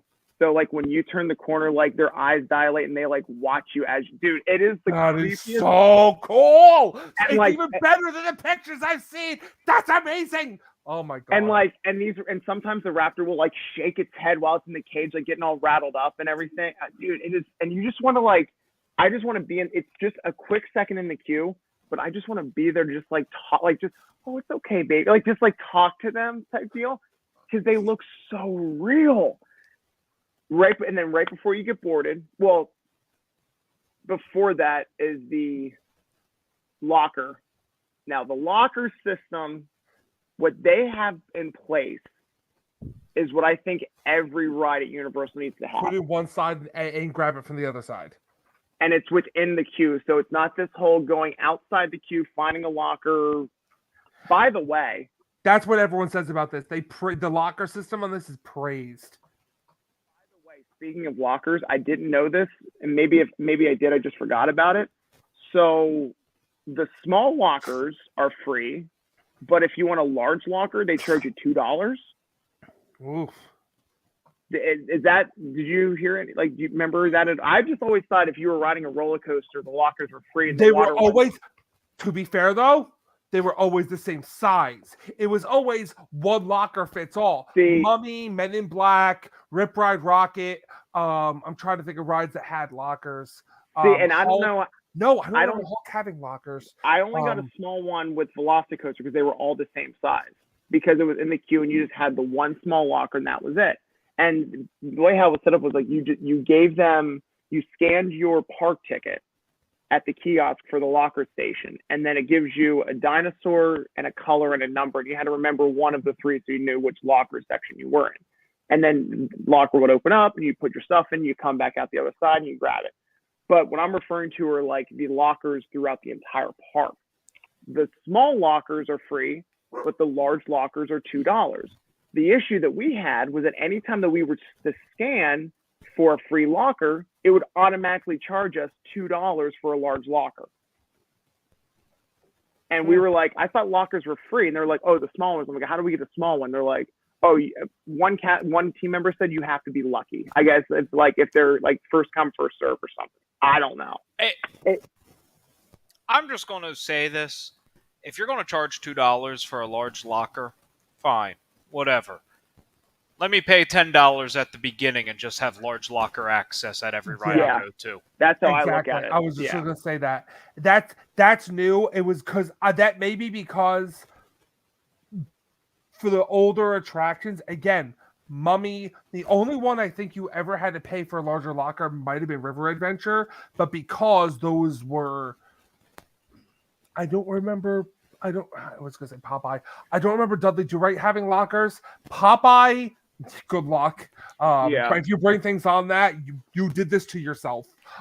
Well, speaking I'm of more lockers, thinking when Universal first introduced the lockers, and we're looking, last time I was at Universal, so 12, 15 years ago, however long. Yeah. You got the free locker, but it was for a set period of time. Yeah. It was usually for an hour. Yep. And if Yep. the line was an hour and a half, Yep. And they guess what? They still do that because we were on Rip Ride Rocket because it broke down and we waited in line, all this stuff. They charged us $5 for our locker fee. Oh, guess what? We can't pay the locker fee because our wallets are in the locker. So they were able to just waive the fee and just They often waive the fee. It's, Yeah. A lot of that, the thought process I understand was back in the day, they thought people were just trying to leave their stuff in there all day. It was always supposed to be that the lockers weren't ever, the lines were never going to get that long. I Right. know the biggest culprit, actually, believe it or not, was Men in Black. Yes. I can believe that. Yep, that Men in makes Black sense. was the biggest culprit of, That makes sense. oopsie, this line was longer than we realized. But the So- more Yeah. times than not, back in the day, Universal always used to just comp you because they really didn't give a damn. The only attraction they were ever real jackasses about were the water ones, Yep. namely Jurassic Park Yep. River Adventure. Yep. Speaking of water rides, this is the first time we ever noticed it. It might have been there for years. I just never dawned on me. Kali River Rapids at Animal Kingdom. Have they always had lockers there before you went on the ride? No, it was always the middle. You lift it up, put it in. That's the what I thought. They now have lockers for Kali I- River Rapids, and Mhm. it's free. Gee, I wonder why. Yeah. Well, gee, now that I can't have my purchases shipped to my resort, Thank you. Yeah. yeah, you need to do something because it's a problem. Yeah. It legitimately stopped us from spending money at some places. It's a big issue when you have to carry everything. You don't want to Yep. buy anything big. But And what was nice with Universal though, Universal has that policy where like, oh, you buy something in the park, you want it shipped, not a problem, we'll ship it back for you. Universal has, I've utilized that many a time Yeah. during a certain event. Well, Disney will happily ship it back to your house for a fee. No, those Universal stores package pickup at a resort. It's just like don't expect it necessarily the morning Right. the next day. That's Right. what Disney always was, though. Like, Disney just needs to have it back, even if it's Yeah, well, it. it's ridiculous Disney doesn't have it. I don't want to hear, well, we don't have the cast members for it. I don't really give a Yeah. damn. You It- are Disney. You can afford this. Yeah. Well, I told you in the chat my solution for this, at Which least was a in the good short term. solution. DVC and deluxe, boom, it's done. Moderate resorts, it's an upcharge. Charge, Value resorts, double I'm upcharge. sorry. Yeah. But I agree. I think that's a great solution. It Yeah. also gives meaning. You have to give value to these upper resorts. Right. At Universal, they give express passes. They give other perks. Yep. Yep. You're saying an hour. I remember I've been down there. You could get in the park at like 7 a.m.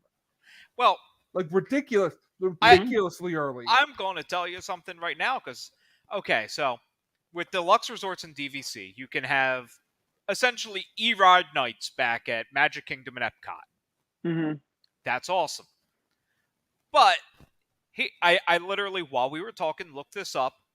So if I wanted a hotel room, and I picked 2 hotels here of, I would say, comparable quality, which would you rather stay at for these prices?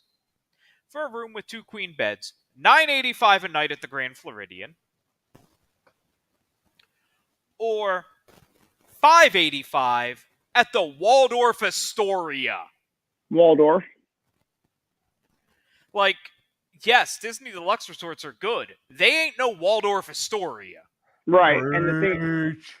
and not only that too, but most of these other hotels are starting to jump on the bandwagon. They're like, oh, we have transportation. Oh, like Disney allows, they're saying 30 minutes early for park entry. Okay, that's like fine and dandy. That gives you what, one ride? Most of these And places you now even are, get there in time from the Disney Yeah. resorts. You may get on the bus. By the time you get on the bus, it's too late. Ridiculous. Yeah. Sorry. I'm going to state, if you want to take advantage of early access, you have to stay at an Epcot resort. yeah, Because you can That's- walk to Epcot, you can Yep. skyline to Hollywood, you can walk to Hollywood if you're adventurous. We're going Yeah. back to 2015. I was fuming when I got a bus from French Quarter and they had to go through in the entirety of Riverside. And I literally got off the bus. I'm like, that was my entire extra magic hours at Epcot. I was doing 4 parks in like two to 3 days. I needed that hour. I Yeah. had it all mapped out perfectly. This is back in the good old days, if you know what I mean. Mhm. Oh, yeah. Well, heck, back in the good old days, you could get to 3 parks without ever getting on a Yeah, bus from a bus. Epcot resort. But Mhm. you can't just walk through Epcot anymore. more. No. So back to Velocicoaster though. So the locker system was a blessing. That was very convenient. It was a little congested though, because it was like you're in the queue and now everyone's like, all right, now run to your lockers. And when you're done with your lockers, line up and go up the steps. So then we go up the steps and then there's another queue. And I'm like, where the hell is this damn ride at? It was like, because it was literally like one queue after the other.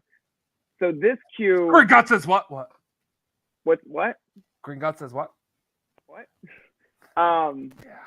So this is now like the pre-show room where it's like you have Chris Pratt and Bryce Dallas Howard talking about the story of, the Jurassic World is building their first ever fully immersed roller coaster in a Velociraptor paddock, and Chris Pratt's like, this is a bad idea. These raptors are smart.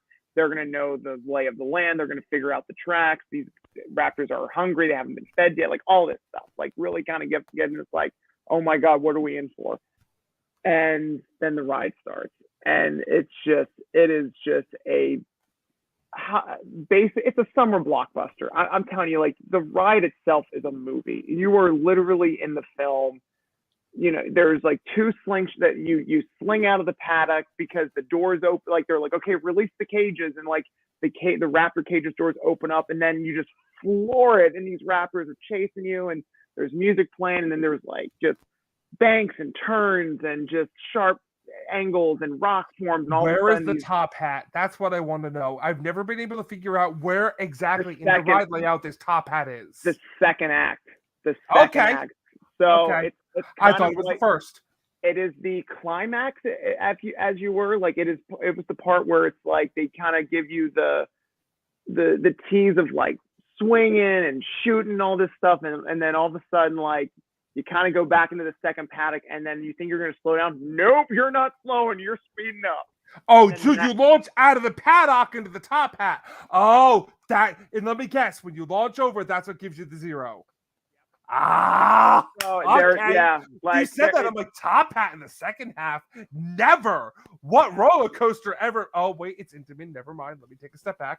So it's just one of those things where like they whip you around a little bit and doing some side bangs and curves, and raptors are jumping. They look like they're jumping at you, but they're just statues in place. But you're going so fast. And then Alicia, the girlfriend, was telling us she was on this 18 times in a row as an employee because they had to actually get the screams right when they were testing it. So she was like, when she was on it, as soon as they came back to the station, they went again, like not even got off. Like they had to do it 18 times.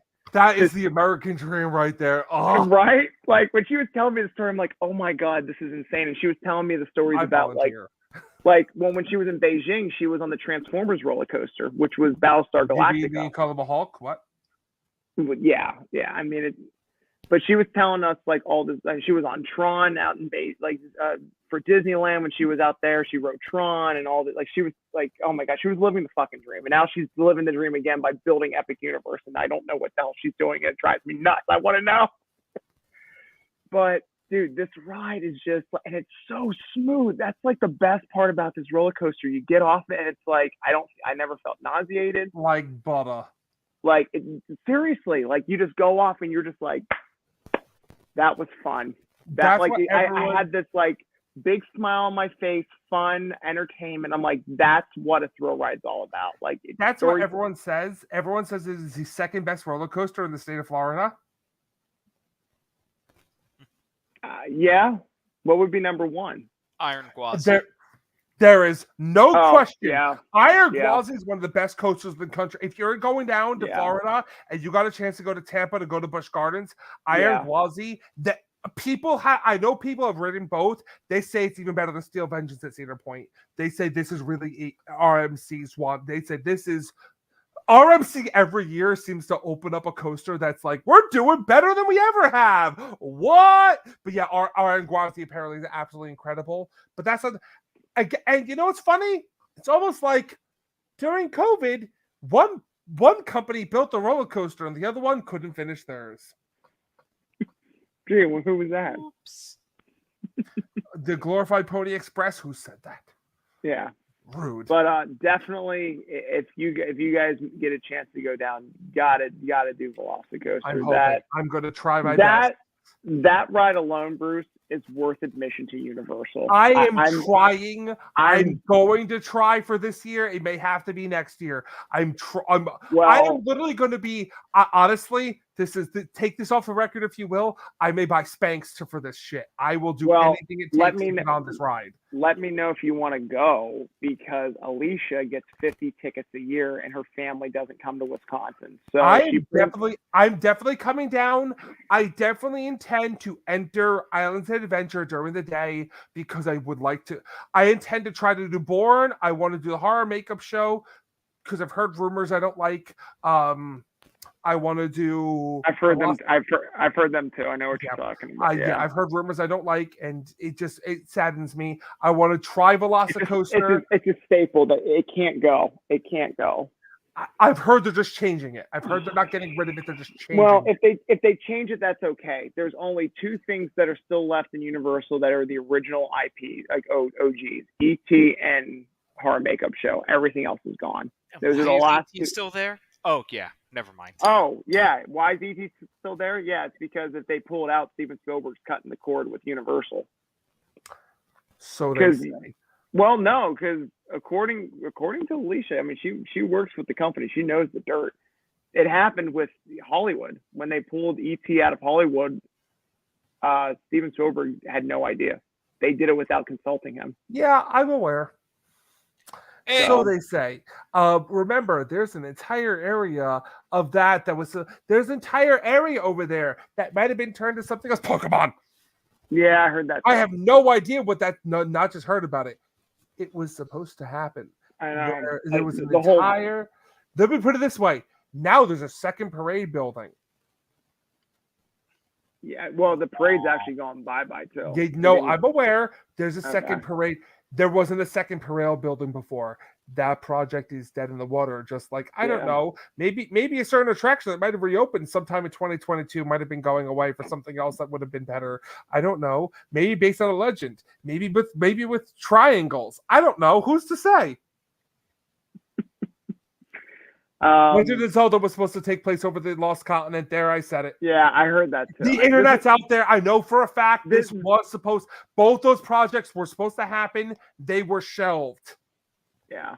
I would Now- look at a certain park that there might happen to build Yeah. in the future. I would watch that closely. If we're Yeah. going to get this, it's going to happen there. Pokemon, watch Studios. If it's going to happen, that's where it'll be.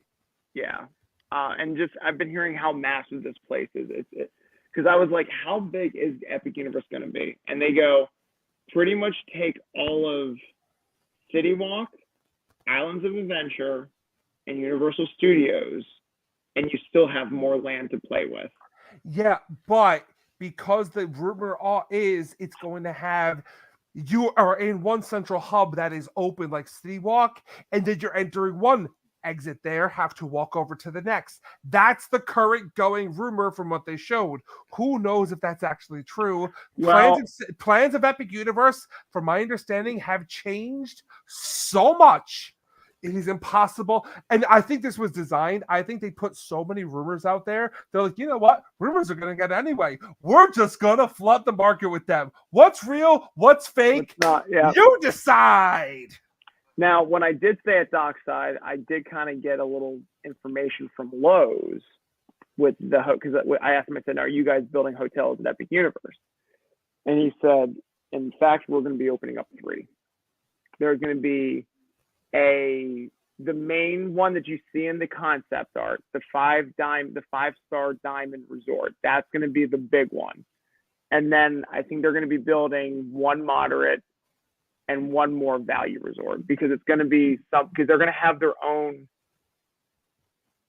I've heard they're having their own City Walk over there because it is. That central hub is going to be their version of City Walk with Right. one free attraction. I believe it's Yeah. going to be a premium you have to upcharge for, but it's going to be a very small upcharge, and that's the rumor as to How to Train Your Dragon. Yeah. Again, Upcharge are validated with a dining reservation. So The main resort is going to get it for free. Everything else, who knows? You're right. With the dining, who knows? It's remained to be seen. Yeah, We will because find out as they announce it. now the Lowe's guy he didn't go into details. He did say that it will have its own entrance into the park. It almost, like the way how he was describing, kind of reminded me of Tokyo Disney Sea, because you have the hotel at Tokyo Disney Sea, like in the theme park itself, and you can walk into the park from the hotel. I think it's gonna be set up like that. That could easily. I've stayed at Hard Rock twice. The first time we stayed there, you literally walked out the back, and Studios was right there. They changed it. The second time we went, you had to walk around. So that may be the current plans, but that always can be changed. True. Now, the theming of this hotel I was trying to get out of him. He didn't tell me what it was, but he did say, and I quote, "If you are a fan of movies, more specifically Universal Pictures, you're going to want to stay at this hotel." I'm just going to say this. Maybe follow the Summer Tribute Store. That's what I'm thinking. Because that's Back to the Future and Jurassic Park and Jaws, if you will. I'll just say this much. If I hope, so help me God, if there was a Psycho room and the shower seems to be Psycho, I'm not. The odds of having after the caretaker incident, the odds of that happening are slim. There's a chance of having Universal Monsters themed with the lime green and with all the. Listen, I'm just going to say what needs to be said here.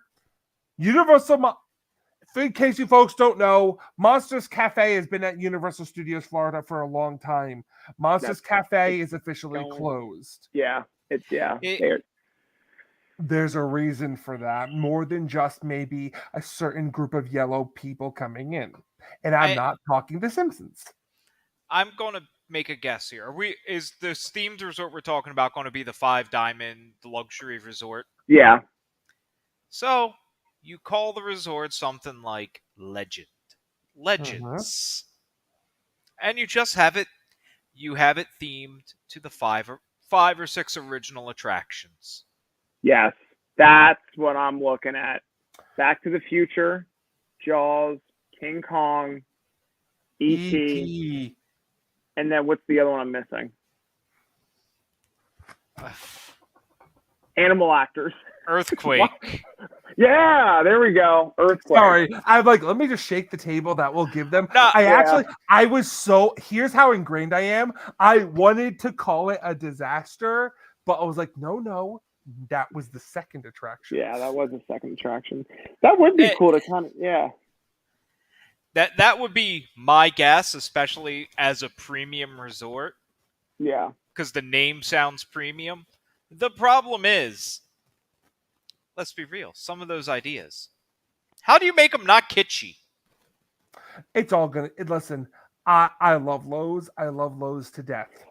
They did a really good job with the Minion rooms for some of those suites for the kids. Yeah, but still, it's just when you're expecting a premium, you're expecting a certain level. It's going to be themed. It's not going to be themed like we think it is. Yeah. It's just going to be. I think it's going to be great, but that's. Listen, like anything, it remains to be seen. They closed Monsters Cafe without an official replacement. Now, Monsters Cafe is normally for overflow. Right. I certainly hope they have something in place for, I don't know, September. When you would really, really need overflow dining. Wow. Yeah. We also did the Jimmy Fallon ride too. That was. How was that? I've heard the queue is great and the attraction is. Bleh. Yeah, that's exactly. I walked through the entrance to the queue many a time. It's the attraction's not open then. I will say this much. I do like. I miss Twister and Ghostbusters because that's what was there before. Oh, preach, Twister. But.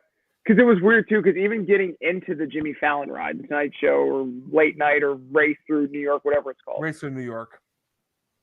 To get into the ride is the same way to get into Twister. It is Yeah. I know, but I wish they had like a separate, like different way to walk in. But I'm like, They No. can't because the building is only built one way. I know. Because behind that there's the sound stages, Yeah. and well, those are a little busy but during it most was of the year. it was cool though because they literally, I mean, did for detail. If you guys have ever been to 30 Rock, and I mean, you've been to 30 Rock, right, Bruce, up in New Never. York? You've seriously? Have I been to 30 Rock? I've been to 30 Rock once or twice. I was gonna say, I'm like, you're messing with me, man. No, How do I'm you messing not know with you. this guy's sense of humor by this point?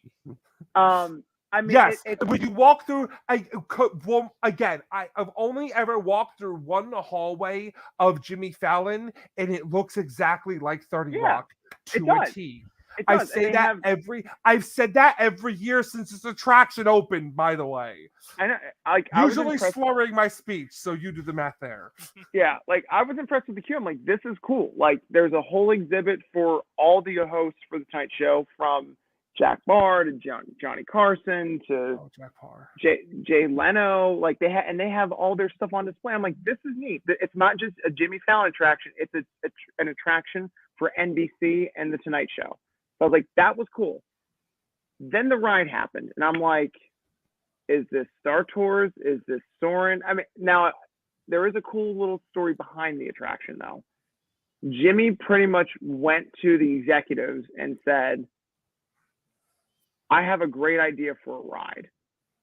And initially they said no, but then somehow somebody came to their senses and said, Jimmy, what would you do in this ride? And he goes, well, I would like to be in 3D. So what can we do in 3D? Can we throw pizza at people? Like, so he was actually writing the ride for Universal. So like all of these like little gags. So it is kind of like cheesy because it is in 3D. He's like, oh, here's some pizza. Oh, watch out for like it's all that campy stuff in your face 3D ride where it's like, oh, it's always coming at you because it's 3D. Woo. Like, so they joke about that. But if you're not a fan of Jimmy Fallon's Tonight Show, this could be one you could skip. I mean, if you like Jimmy Fallon's Tonight Show, it's enjoyable. But there again, you do it once and you go, all right, what's next? I've seen it. It's better than another attraction in the park.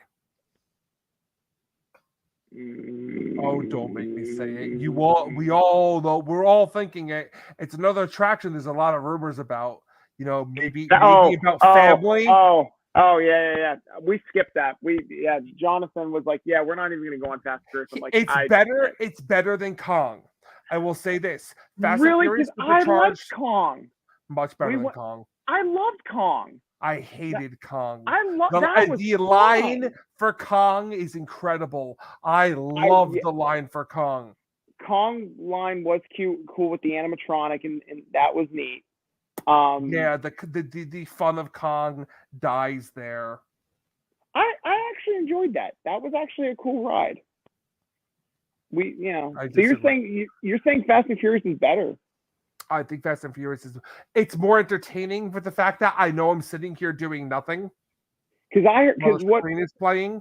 Because Alicia, she works for the park. She was telling us, she was saying how because she likes Kong more because in Kong, in those scenes, they're live actors that were filmed. Yeah, I'm aware. Versus Fast and Furious, everything's digitalized. Like none of the actors being digital, it actually gave me the illusion of moving rather than just sitting there. And listen, they also what do they call it behind the scenes? It's Fast and Furious. They call it slow and annoyed, I think. It's something like that. It's Fast and Furious. They call it like slow and or like tepid and annoyed, or tepid and it's like something like that. It's something with like they all know that. There's a lot of rumors going around about what could happen there. I've heard a dual coaster. Not enough room. There's a problem with that. Could they do a single coaster? There's a problem with that. Think about it. Where is it located? Think about what could be the issue there, Brian. Well, disaster. Nope, that's not the issue. Hogwarts Express. There's a space issue. Here's what I know about Fast and Furious right now. There are walls appearing up all around that queue.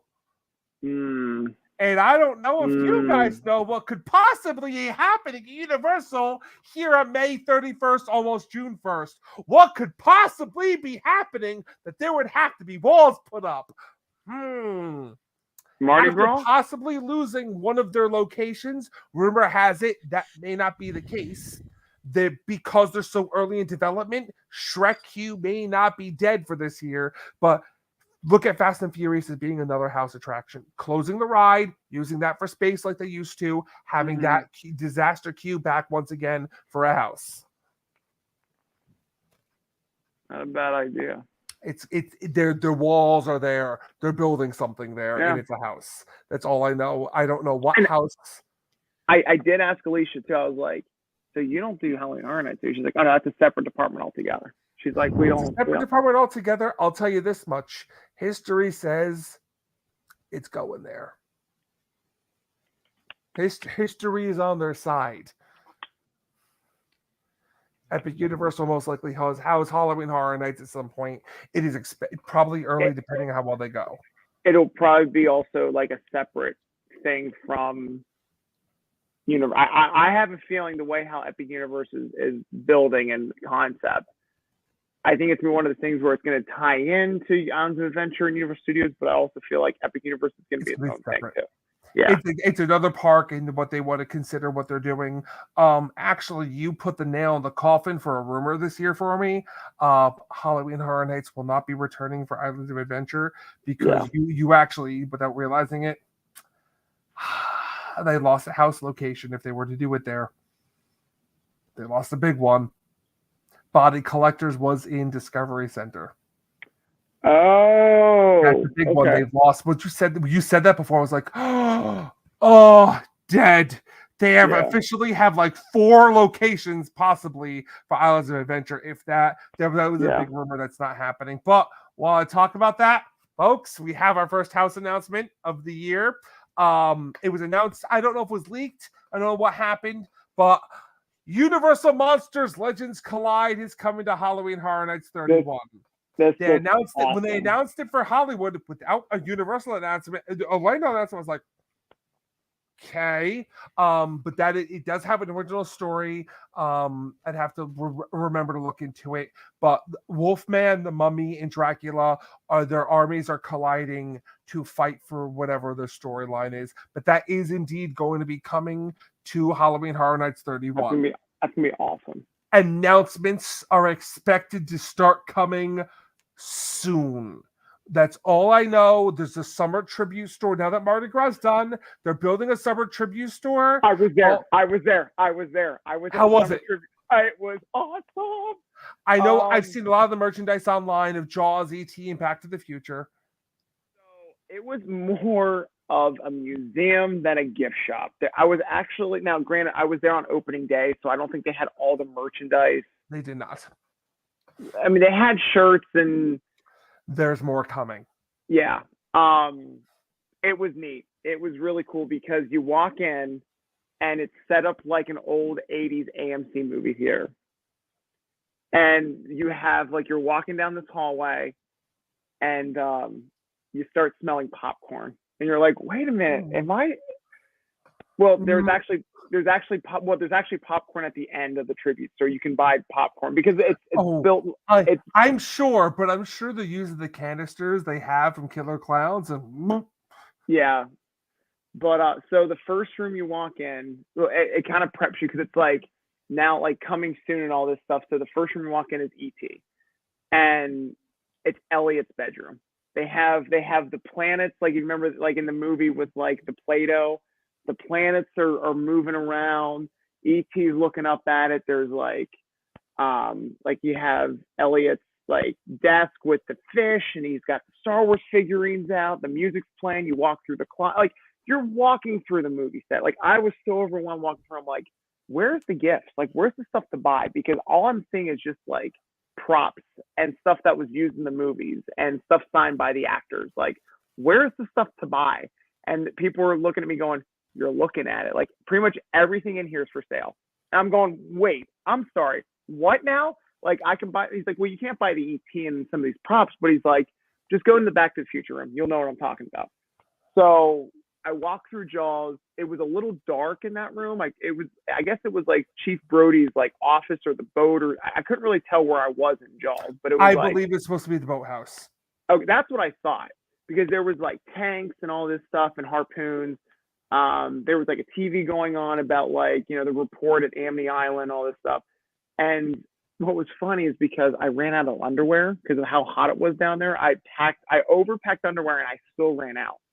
And Liz goes, "Look, Brian, you can buy a pair of Jaws underwear." And I'm like, actually, I should have bought the Jaws underwear. It was pretty cool, but I'm like, I'm not paying $32 for a pair of boxers. I'm sorry. Not kind of steep for boxers, in my opinion. But it did have a nice Someone little doesn't shop on the big and tall section. Wait.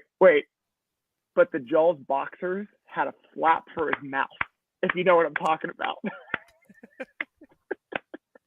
I was like, that's cool. It's Jaws, but it's really Alien. Right. There's the mashup movie we didn't know we needed. I am glad they don't have Alien in there, because otherwise, buy money. But it's nice knowing you, money. I love you, money. I'll miss you. I almost went on a shopping spree for Back to the Future. So you walk in, and it's Doc's house from the first movie. They have Marty's big speaker, like where he was standing in the beginning of the film. All the clocks are ticking. There's like food canisters going. Like, I mean, it literally, like, if you remember the beginning of Back to the Future, like that's the scene you walk into.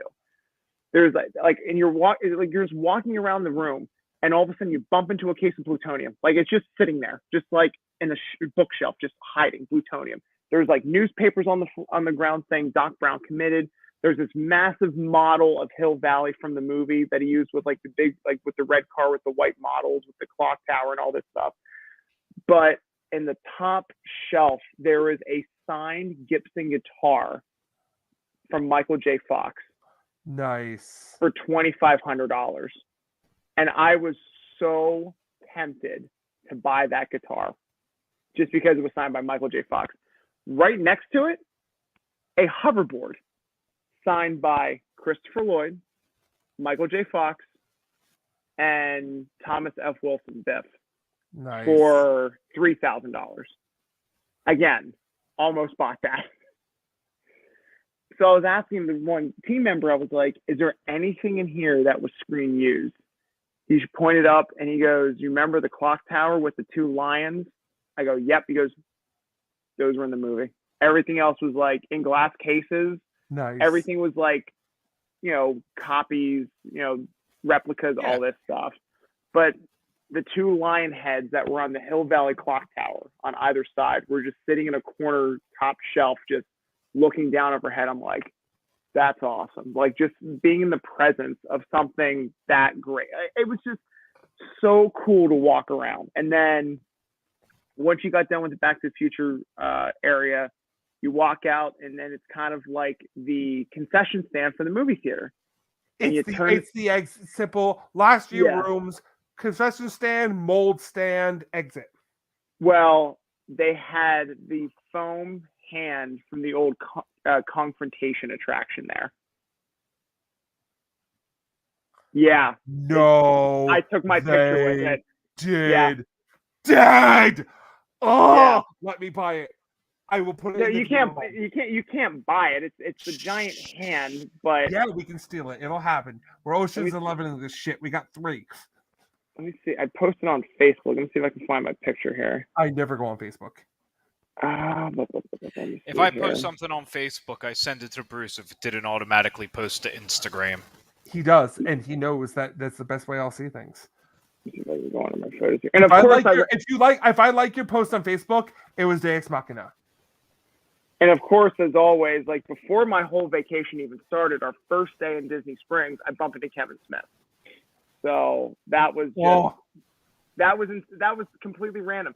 If it wasn't for Liz and I stopping to look at Trivets for my mom at this little kiosk right there by Goofy's Candy, I wouldn't have seen Kevin Smith, because she tapped me on my shoulder.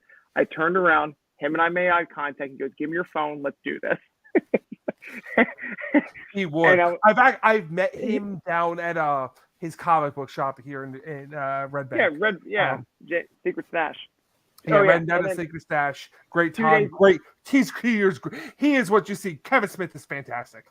2 days later, he contracted COVID. I hope to God it wasn't me that gave it to him. Oh, you jerk. No. So here, I don't know if you guys can see it, but that's me with the Awesome. right. Awesome.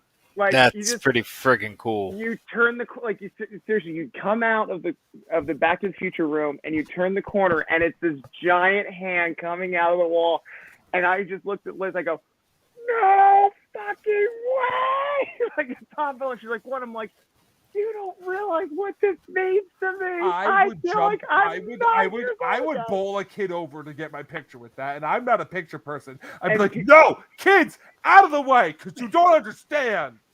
It was. You don't even know. It you know what is crazy? It's like it was my childhood. Like I know some people feel the same way looking at like the castle at Magic Kingdom or like, you know, but it's the little things like that where you just, it takes you back to a simpler time. And to see like not just the ham, but like the classic confrontation like logo coming out of the wall, you know. And then when I'm in the Universal store, the gifts, like the store itself, they're selling all this retro merchandise, like neon fanny packs and tank tops, and they've been selling that retro merchandise for a while now. Well, I haven't been there for a while, so like seeing all this stuff, I'm like, oh my god, like goodbye money. Like I want all of this. I want all this retro stuff. I want to be living in the '90s again. Like, I just had this big, like, even though we didn't do a whole lot at Universal, I felt like I had more enjoy in that one day at Universal. Nothing against Disney. I had a great time in Disney, but like that one day at Universal, seeing those little things like that really put a smile to my face where I'm like, this is what I'm talking about. Like, even though we're not in Disney anymore because people are puking wherever they want, people can just smoke wherever they want in their hotel, and you know, it's a lot dirtier because you're in an amusement park and not in Disney. So there were those distinct differences, and there are pros and cons between both hotels and theme parks, all this stuff. If you're looking for things for Universal, by the way, shop.universalorlando.com. Most things they put for sale, not everything, most things that are for sale in the park, or especially in the tribute stores and such, are available on there, including Halloween Horror Nights preview merchandise and anything at the tribute store. Most things at the summer tribute store are on there. I'm just going to fill in a bit of Disney here. The Creation Shop in Epcot has become the premier Disney shop. Yes, it has. Yes, it has.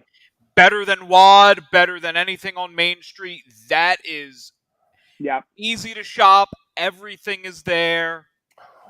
WAD has become a disgrace, but I hear I haven't been. I hear the Creation Shop is beyond fantastic. It's what you want. It is. Yeah. And then it's a Starbucks and a restaurant. Well, that's on the other side, Connections Cafe. But yeah, Creation Shop, I love going. It's so open. They have everything. Not to mention, I agree. A Starbucks location you can sit in Disney. Yeah. And when you go there, just appreciate the design that went into building it. Some people work very hard to build these restaurants, especially the Starbucks there. I just want you all to sit there and appreciate the underpaid, underprivileged people that Disney abuses to build these things. And I absolutely do. And honest to God, Dozer, when you went to the Connections Cafe, did you feel like it felt like old Epcot to you? Like with the mural and everything, did it feel like old Epcot?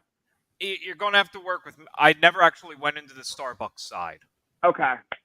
I walked by it. I looked at it. I did get that feel. I ate in the quick serve side. Okay. Okay. Holy upgrade of the electric umbrella, everybody. I ate there. It was fabulous. I will eat there again. You can eat in Future World again. Wow. Words. Words right there. Statement, ladies and gentlemen. It was amazing. They had a good selection of food. Fresh food. Healthy food. Not just burgers. Wow. Yeah, it's a bunch of Asian. It's like fusion stuff too. Like they have a lot of. It was phenomenal. That was like I eat there again. It has surpassed Sunshine Seasons as where I will eat in Epcot. Dang. Wow. Yeah, That's we didn't get a chance to eat there, but I did walk over to the cafeteria because I wanted to see like what their food menu. The menu looked fantastic, but yeah, the Only thing I will say is odd is we were walking up to it, and so I pull up the mobile ordering thing, and it was a 50-minute wait for mobile ordering. Meg walks up to, where you could just order and pay like a normal person. Waited no more than 5 minutes. Mobile ordering is the worst thing that parks have ever done. Period. I mean Yeah. that when I say that. Mobile ordering is a disaster from a standpoint of every level of front of house, back house, kitchen. It is a disaster. They need to come with a better solution than what they Well, have. Here's what I'll say, though. Why this was the most shocking and most disgraceful. The Connections, whatever the food half is called, eatery or whatever, mhm. was designed with this in mind. Yeah, I know. It's not like going into Pecos Bills where they're trying to shoehorn this in, or some of the resorts. I'll tell you what though, we actually did we did the mobile order once on our trip at Pecos Bill. Not even 5 minutes because people were waiting in line, right? And this was also right after the shockingly experience with Country Bear Jamboree. And it's not shocking. The show has not changed. You are just aware. Now I Yes, I'm am. clapping back at you.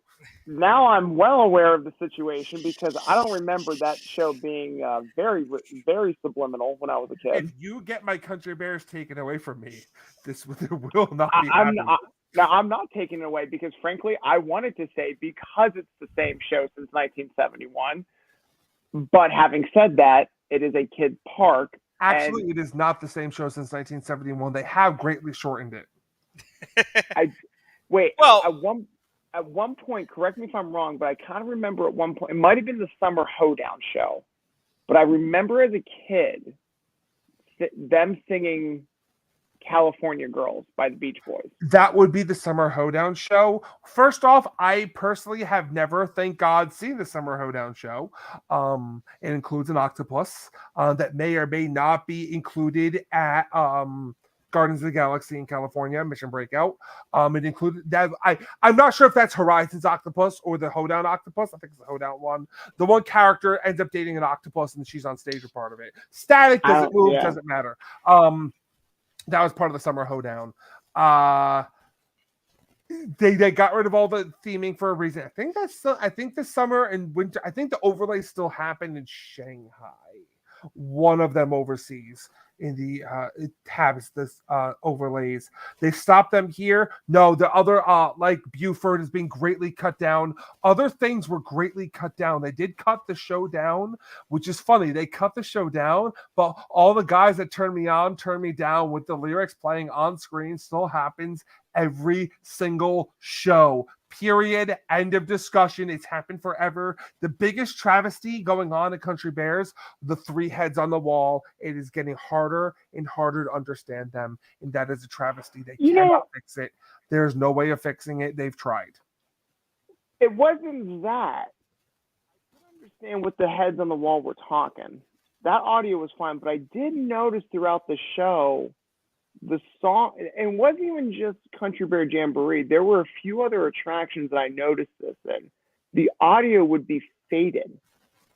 Like, you couldn't really hear what was going on. It's not like, not saying it would cut in and out, but like, the songs would be louder than the dialogue. Like, Tiki Room was the same situation. Like, we were in the Tiki Room, and like, sometimes you couldn't hear what the birds were saying. Some birds were louder than others, and then the songs were louder. But it was weird. It was like their audio was not on par. The difference is what they have going on with Tiki Room. If something catastrophic happened to one of the bears, my understanding, it's a nail in the coffin. Yeah. They cannot replace them. Yeah. That's my understanding. Couldn't That be makes for sense. sure, but that's the rumor going on with the Bears is that should something catastrophic happen, That's it. ding, ding, ding, ding, ding, KO. Yeah. Is that the same building as Tiki Room? Do they share the same building? Yes. I thought so. Pecos, Tortuga, Tiki, Country Bears are in one giant building. That's what I thought because when we exited the Enchanted Tiki Room and went into Frontierland, we wanted to do Country Bear Jamboree, and we literally went down the separating path for Tiki, and it was right to the left. I'm like, I think we were just in the There might be there's access between them, I believe, but if they're different buildings, there's like separated where you can't see. It's off. It is off stage, 100%. But just like you said with Pecos, though, back to the mobile ordering. Yeah. Because everyone doing that, it works. You can only do one or the other, though. Having worked a kitchen, and I've worked Pecos, I've worked Electric Umbrella, I worked Cosmic Rays. I've only picked up a shift or 2 or 3 at each, but I've worked almost everywhere on that property at one point. I picked up a lot of shifts when I was working Resto. Trust me on this. It's not okay back there. These cast members cannot handle it.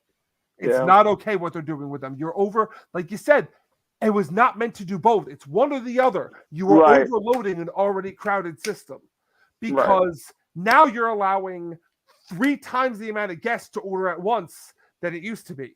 It used to be you had to wait in line. I'm back there. Expediter grabs them. You do the drinks. Now I have to work twice as fast to get the same amount of work done. Right.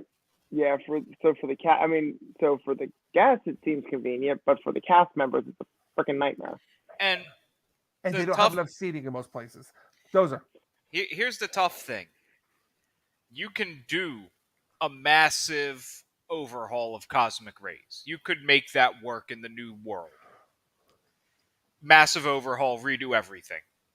You can't really do that in Pecos. Pecos or Columbia is the other big one. You can't do anything. They are built the way they are. There is no extra seating to be had. So or just get rid of Country Bear Jamboree and make additional seating in the theater. He's threatened Woody's Roundup once before. Did he? But wait, Chapek likes IP. He's threatened Woody's Roundup once before. Yeah, but they're doing Woody's Roundup barbecue at Toy Story Land. Doesn't matter. He doesn't care. We don't have a smart person in charge. Yeah, we can't afford fucking shade.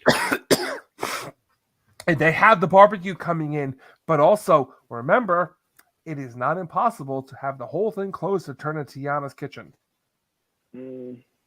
True. I was impressed with the amount of seating in Epcot during the flower. I found more tables and chairs than Disney trash, tables. The Disney table for the food and wine. So this trip, more than other trips, even on my overcrowded day at Epcot, I did actually feel the slight reduction in people with the park reservation system. Yeah.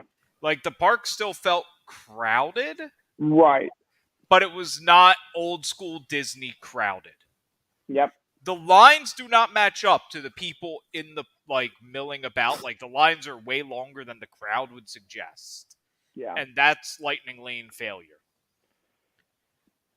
But... Gee, who could have predicted that? Oh, wait, the 3 of us. Yeah, and with Haunted Mansion that I got sucked into, that was my, this is there was a point, and I wish I screenshotted this when it happened, where Haunted Mansion had a longer standby than Jungle Cruise. Where are they putting them? I'm not joking. You're laughing. I'm actually not kidding. Where are you putting them? Basically straight House. down the Frontier. Yeah, I was in If line. I walked up and I saw that line there, I'm not kidding you. Like, that was the first thing I did in the park. I would be at the front of the park going, I've been in less than 30 minutes. I'll have my refund, please. Exactly what happened to me with Haunted Mansion, and unfortunately, it was raining when we got. Here's how messed up this Genie Plus is when it comes to certain attractions like Haunted Mansion. This is the best example because it's Not the one happening. ride that does not need a lightning lane. Should've So- had a lightning lane. Never. Right. So it wasn't a time less than 60 minutes for Haunted Mansion when I was at Magic Kingdom. It did not drop below 60 minutes. So I was like, you know what? Let's just maybe we get there and that we'll have luck and whatever. This whole Genie Plus system, in the sense that you have an hour time slot to get to your ride to ride the ride. It's like the old fast pass system. I get it. It makes sense in that sense. But what I don't get is that whenever you're waiting in line for an hour and they're letting all lightning lane people go through and you're still waiting in an hour, guess what? The next lightning lane time frame comes through and that 60-minute line ain't moving because it's just by the time that first hour goes by, the second hour comes by for the lightning lanes. And it's Because just they're continuing. dumping them. They're dumping lightly. The ride was not built for that. The Haunted Mansion was not built for Disney crowds in 2022. It's just simple as that. It's ridiculous. It was also not built for Lightning Lane. It was not built No. for these two separate lines. Because you're not filling in extra capacity. It just doesn't work in this aspect. It does not work for Omnimovers. Now, I will state, Little Mermaid broke down. We got a golden fast pass. And you know what? That part doesn't suck because, like, it went 101. And then when it went 101, because literally we were about to use our lightning lane, and they go, just wait 5 minutes. I wait 5 minutes, and in my Disney Experience app, you now have a lightning lane you could use on any attraction except Seven Dwarfs. It That shit. automatically did it. That was perfect. Sadly, we did end up using it on Little Mermaid later because it was open. I was going to use it on Jungle Cruise because it was like 1 o'clock and Jungle Cruise times were already at like 9:50. That's one thing. They have this system that doesn't make sense. And my friend was down there and she was telling me, she goes, we thought we only had 3 rides a day. We're thinking Lightning Lane, $15 a day, $5 a ride, boom, done. She had no idea. They don't understand the system. She didn't get, her biggest complaint was they didn't get to ride Guardians because they didn't have it booked that way. And by the time they got there with their park hopper, Guardians is done for the day. Brian, we can't hear you. Yes, we agree with the cursing. We understand. Oh, you can hear us, apparently. So, Dozer, this is our opportunity to talk about him where he click can't settings. respond. You might need to change your mic. But while that was going on, Can you hear me? Yes. Yep. Cool. While Lightning Lane, I think Lightning Lane, sadly, I think everybody who does not have a park hopper should have the opportunity to use it.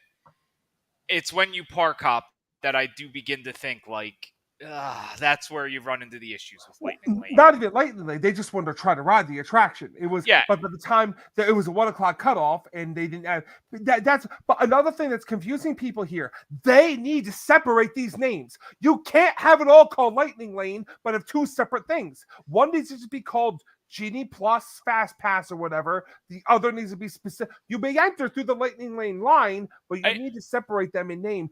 People Hold on. aren't understanding. Let's not even begin to talk about the shit show that is the virtual queue, because that's a totally separate part of the app. Oh, well, that's ridiculous. Why are we taking a step back? Like the whole point during COVID before the Genie Plus was this virtual queue. Now they still have it for Guardians. They have been planning this for they started this virtual queue because not enough people complained after Rise of the Stupid Resistance. It's all here he is, folks. Once again, it all comes back to the stupid attraction called Rise of the Resistance. When my friend messaged me, and she's a Disney person, I trust her, but when she said she appreciated Rise of the Resistance for the experience, but not the actual attraction, it all comes back to Rise of the Resistance because not enough people complain with this stupid attraction. We're stuck with this. Fun fact, guess what's going to happen when Tron opens? Yeah. Here's the thing, though. The virtual queues wouldn't be bad if they weren't so sporadically used. One attraction, like... Let's see if I could show you this right here, right now. Let me pull up my Disney Experience app, which is never where I think it should be in here. While you're doing that, I stand corrected. I actually go back to friggin' Dumbo. Dumbo started this. That was the first test of the system. Yeah. Stupid dueling Dumbos. Okay, so here you go. You have your Disney Experience app. Mm-hmm. Nowhere on here do you see virtual queues, do you? No. You have to scroll down. You gotta come to here, then you gotta click on your virtual queues, and then if you're there, a list of you click join virtual queue. It doesn't show you what rides are on it. You click join virtual queue. Oh, look, there's one ride. That should never. Why? Ever... How would Grandma know how to do this? How would anybody? If you're not being there, even if Brian can only help you so much as your travel agent. Yeah. How can Joe Q Public, how can your average guest possibly know this? You have made this so complicated. My parents the other day said they're really glad they never bought the DVC. I almost said DLC. DVC because, DLC for Cuphead comes out this month. I got that on my brain. Next month, I should say. We're a couple hours away. They're glad they never bought DVC. They couldn't figure this out. They honestly couldn't. If I weren't around to help, my parents would never be able to operate this. You're right. Grandma could never operate. I hate to say that. Yet they're at their age. They can never operate this. This is ridiculous. Yep. My friend is a CPA. She can't figure out how to operate it. That's not a knock on her. If the CPA can't help to figure out how to operate this, how can you expect average guests to? And right. I still legitimately don't know what the window is that I get another lightning lane in. Like, I know it's when I ride the previous attraction or X number of hours after booking one. Right. I don't know what the window is. I just keep going on and going, do I have lightning lanes available? Well, I do. If you look on your My Disney Experience account, it'll tell you, like, whenever you try to sign up for another lightning lane, it says, "Oh, you're not eligible until this time." And it never gave me the time. It just said you're really? not eligible. It should just be there automatically. There should always be a countdown of when your next one's available. You're paying for it. They should always give you that availability. It's very light font, but it says underneath your name, like, next available. Like, if you bought your lightning lane at 9:07, the next lightning lane says not eligible until 11:07. Well, of course they want to do that. Of course it's a light font. God forbid people actually get use out of what they're paying for. I mean, holy crap. We've only increased the ticket prices every year. We have $200 to go to Not So Scary, and I'm assuming Very Merry. But you know, what the hell? We're Disney, so you'll do what we want. Yeah. I laughed at those Not So Scary prices because that was nuts. That's nuts. And if Very Merry matches those prices, you have to assume it's going Very Merry ain't got shit on Not So Scary. You have to assume it's going to, unless they realize, oh, here's the folks. If anyone's watching, I mean this when I say this, don't go. The best way to tell them, don't buy Not So Scary tickets, and they'll learn. You buy the Not So Scary tickets, they're going to make it worse. It's only going to get worse. I wish no one would ride Cosmic Rewind. And I do know people that have ridden it. I know a lot of people. It's so intense. I got a final honest review. It's good. It's intense. It's good. It's fun. It's not intense as Rock and Roller Coaster. It is not an intense attraction. It's fun. He But- rode it twice. He had a good time. But this is not as other people. The problem is you get a lot of Disney people who are not ride people, and they want you to think this is the most intense attraction. It's one of the most intense attractions on property. Okay. Here's the thing, though. Because, once again, they're passing out barf bags for it. Yeah. It is, I am willing to bet, if you are anti-spinning attractions, it's super intense. Yeah. Well, yeah. Well, anyone who's again, when I say that, you're right. I agree with you. It's when I say that, I mean if you're any kind of, and when I say spinning, that increases the intensity. You're not a true ride person. Ride people, spinning usually doesn't bother them. Spinning. I don't do teacups. Yeah, I don't do teacups either. Yeah, but that's teacups. That's an intense spinning because I'm the person who will make everybody puke on Now, teacups. like alien flying saucers, that was fun. Oh, yeah, that is a delight. Oh, by the way, because Belle even told me today, she loves Slinky Dog. She wants to ride it again. That ride is so fun. more fun than it has any right to be. Yes. That and swinging saucers are just so much fun. They're fun family attractions. Yeah. But Disney needs to build 5 times the amount of them per park. Yeah. We need line eaters. You need more swinging saucers. You need, I hate to say, I know I've said this before, I'll say it again. It is time to revitalize the flat ride. Bring back Bring- Horizons. More just Horizons. You need flat rides. Yeah. You need things kids can ride, but not just that. You need to add 5 flat rides a park, theme the living hell out of them. I don't Oh, yeah. care. But you need flat rides. It is time to bring flat rides back. Think you need about more alien swinging saucers. You need more freaking Dumbos per park. I hate to say it that way, but it's Yeah. true.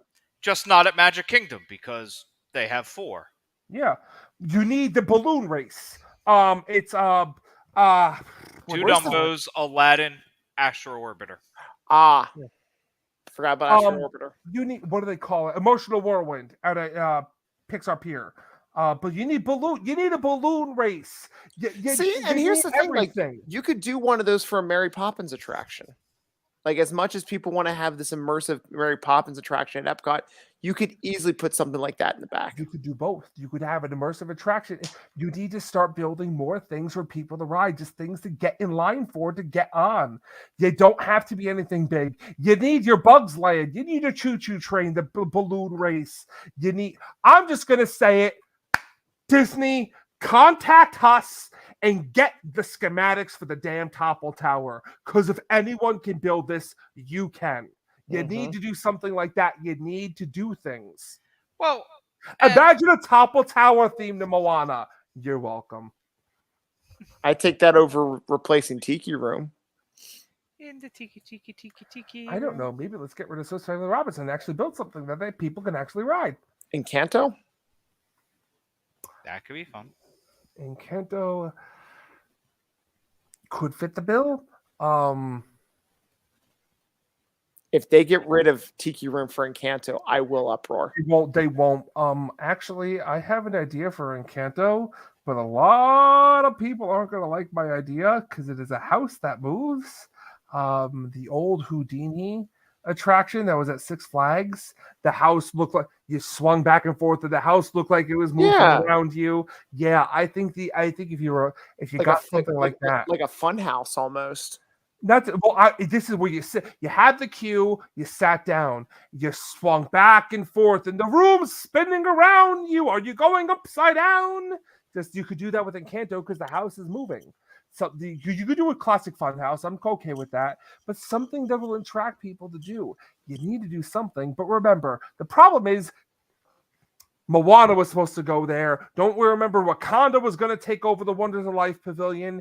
They have ideas. But Disney wants to implement things fast, but the fastest things you can put up are flat rides.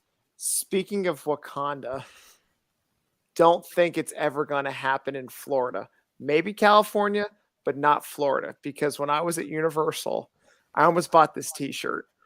For Marvel merchandise, they have a t-shirt that has pretty much every Marvel character that Universal owns on a t-shirt, like a men's bathroom stall, like one of those men bathroom figurines, all decked out to every character for Marvel. Nice. Black Panther's on there. That So- means nothing. That's just merchandise. That means I nothing. know, but it's the idea that it's Universal selling it as if like these are ours. You can't touch it, Disney. These are the characters that we own. Yes and no. It's hard to say what the contract says. Black Wakanda maybe again. Black Panther. Panther. Here's the thing: not we Wakanda. have a loophole. More than that, though, we have a loophole. That's probably T'Challa as Black Panther. We're about to have a different Black Panther. Panther because of the multiverse and the what if. Yeah. Not because of multiverse or what if. Just Siri? Different. Think about it, because T'Challa is not being revived because unfortunately somebody passed away. Right. So who are they replacing it with? doesn't Siri? We don't matter. know. It's We just don't a different know. person. There's a lot of rumors of who's going Oh. to be, but that's the key. That's what you have to look at here. That's why Guardians gets in. You have to look at what the possibility is. Yeah. That's the connection. It's That like you have to. it's basically like not Peter Parker, but Miles Morales is okay. Possibly. Now it depends on how you want to do it, but there's all sorts of things. It could be, well, Peter, we have Spider-Man, but we're doing that's the Amazing Spider-Man. We're doing the, spectacular Spider-Man. That spin. Sorry, you have to really watch my kids' show. There's all sorts of ways you can get around things. Certain things you can't get around.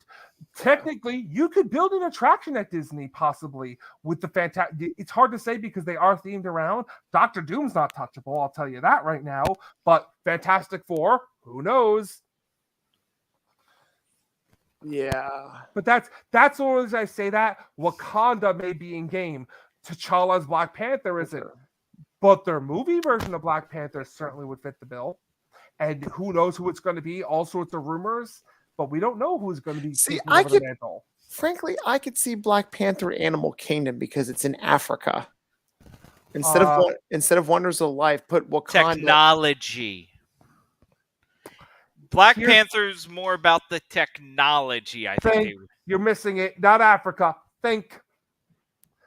You'd have to take the train to get to Wakanda. Yeah. They've been threatening for years. Well, I heard to get rid of- I heard Zootopia. I heard Rafiki's Planet Watch is supposed to be Zootopia. Dinoland.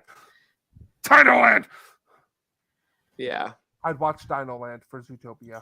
If that's what's there for that rumor's been around for years. Zootopia was strike while the iron is hot kind of thing. If Zootopia is happening, my understanding is I'd watch where Primeval World used to say in Dinoland USA. Why can't they just put Wakanda back there because of the Dino Institute? Once again, Wakanda's supposed to be in its own bubble. You'd have to take the I train think to I get think there. I think Dino Land's sort of in its own little bubble. Finding Dory.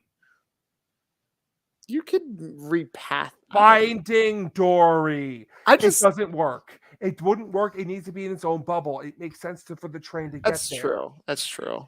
That's why it makes sense. It's protected. You're going into a Yeah. whole area. You can use the whole conservation thing about the park to make it work. But again, that's long-term stuff. You need something that's going to last.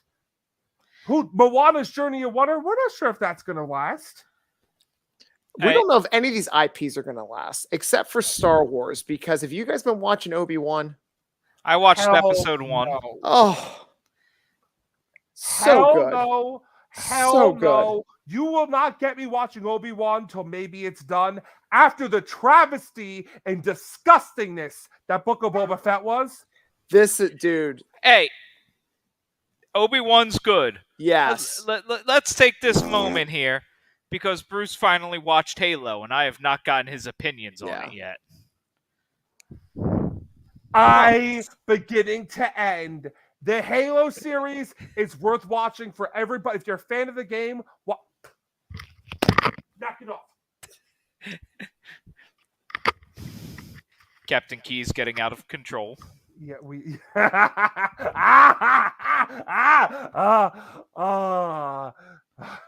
Woo, I see what you did there. Halo was absolutely fantastic. Honestly, I'm kind of sad I watched it now. Bring on season 2. Let's go. Air it now. I'm ready. Let's go. Bring it on. Bring me more. What is this? What is this? What do we have to break for? What is this crap? Honestly, Halo, beginning to end, well constructed, world building. It makes sense. It changes the game, but it makes sense what they're doing. Right. It makes sense where we're going. It all works just so well. They build it's not a cliffhanger necessarily, but they build a lot of excitement for season 2. I can't wait for more. This is the Halo people deserve. Yeah. Dozer, when you texted us about because the finale, you're like, yes, all good things come from like that finale was What the Mwah. hell? Every beginning to end was just fantastic. They had me wrong. I thought what's the female Spartan? Help me here, Dozer. The one with the hair. Kai. Kai. I thought Kai, they were going villainous on her. Completely wrong. Couldn't be happier. I love what they did with Kai. I love everything. I love what they did with the keys. I love Halsey. I love how they set her up. That was awesome. Absolutely love what they did with Cortana. I love everything about Cortana. I'm like, this is how you do it. I don't need to see the games because they would be boring. Games are meant to be played, not watched. This was worth watching. Yeah. This set it up all perfectly. Beginning to end for the first episode, I was like, okay, let's see where you go. There was thing, I'm like, how are they going to end this? I just want to see where we're going here. Yep. And that dual wielding at the end. Certain things, I love it. It took us like 5 or 6 episodes, Get there. and then we finally saw a grunt. My buddy even said it. I'm like, we gotta see a grunt at some point. We're only seeing elites. Then you see them. I'm like, oh, you're as delightful as I was expecting you were to be. Yes. Oh, are you waiting for the big season 2 reveal? What? There's still one we haven't seen. You ready for a hunter? Oh my god, I forgot Hunters weren't seen yet. We've seen the Legola worms, but we have not seen a hunter. The Legola worms were done so freaking well. So well.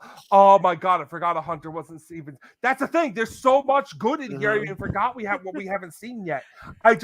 They're building this up to be just such a fantastic series. Oh, yeah. They really are. I'm so happy. Honestly, I was skeptical at first. So, well done. What isn't really shown in the show is there's a whole companion website that is Halsey's journal. And it updated every week. No way. With oh my god. Stuff from the show. Yes. That's awesome. Oh my god. I'll send you the videos that just break it down so you don't have to try and find it. But at the end, the final one really hints of, there are more Spartans.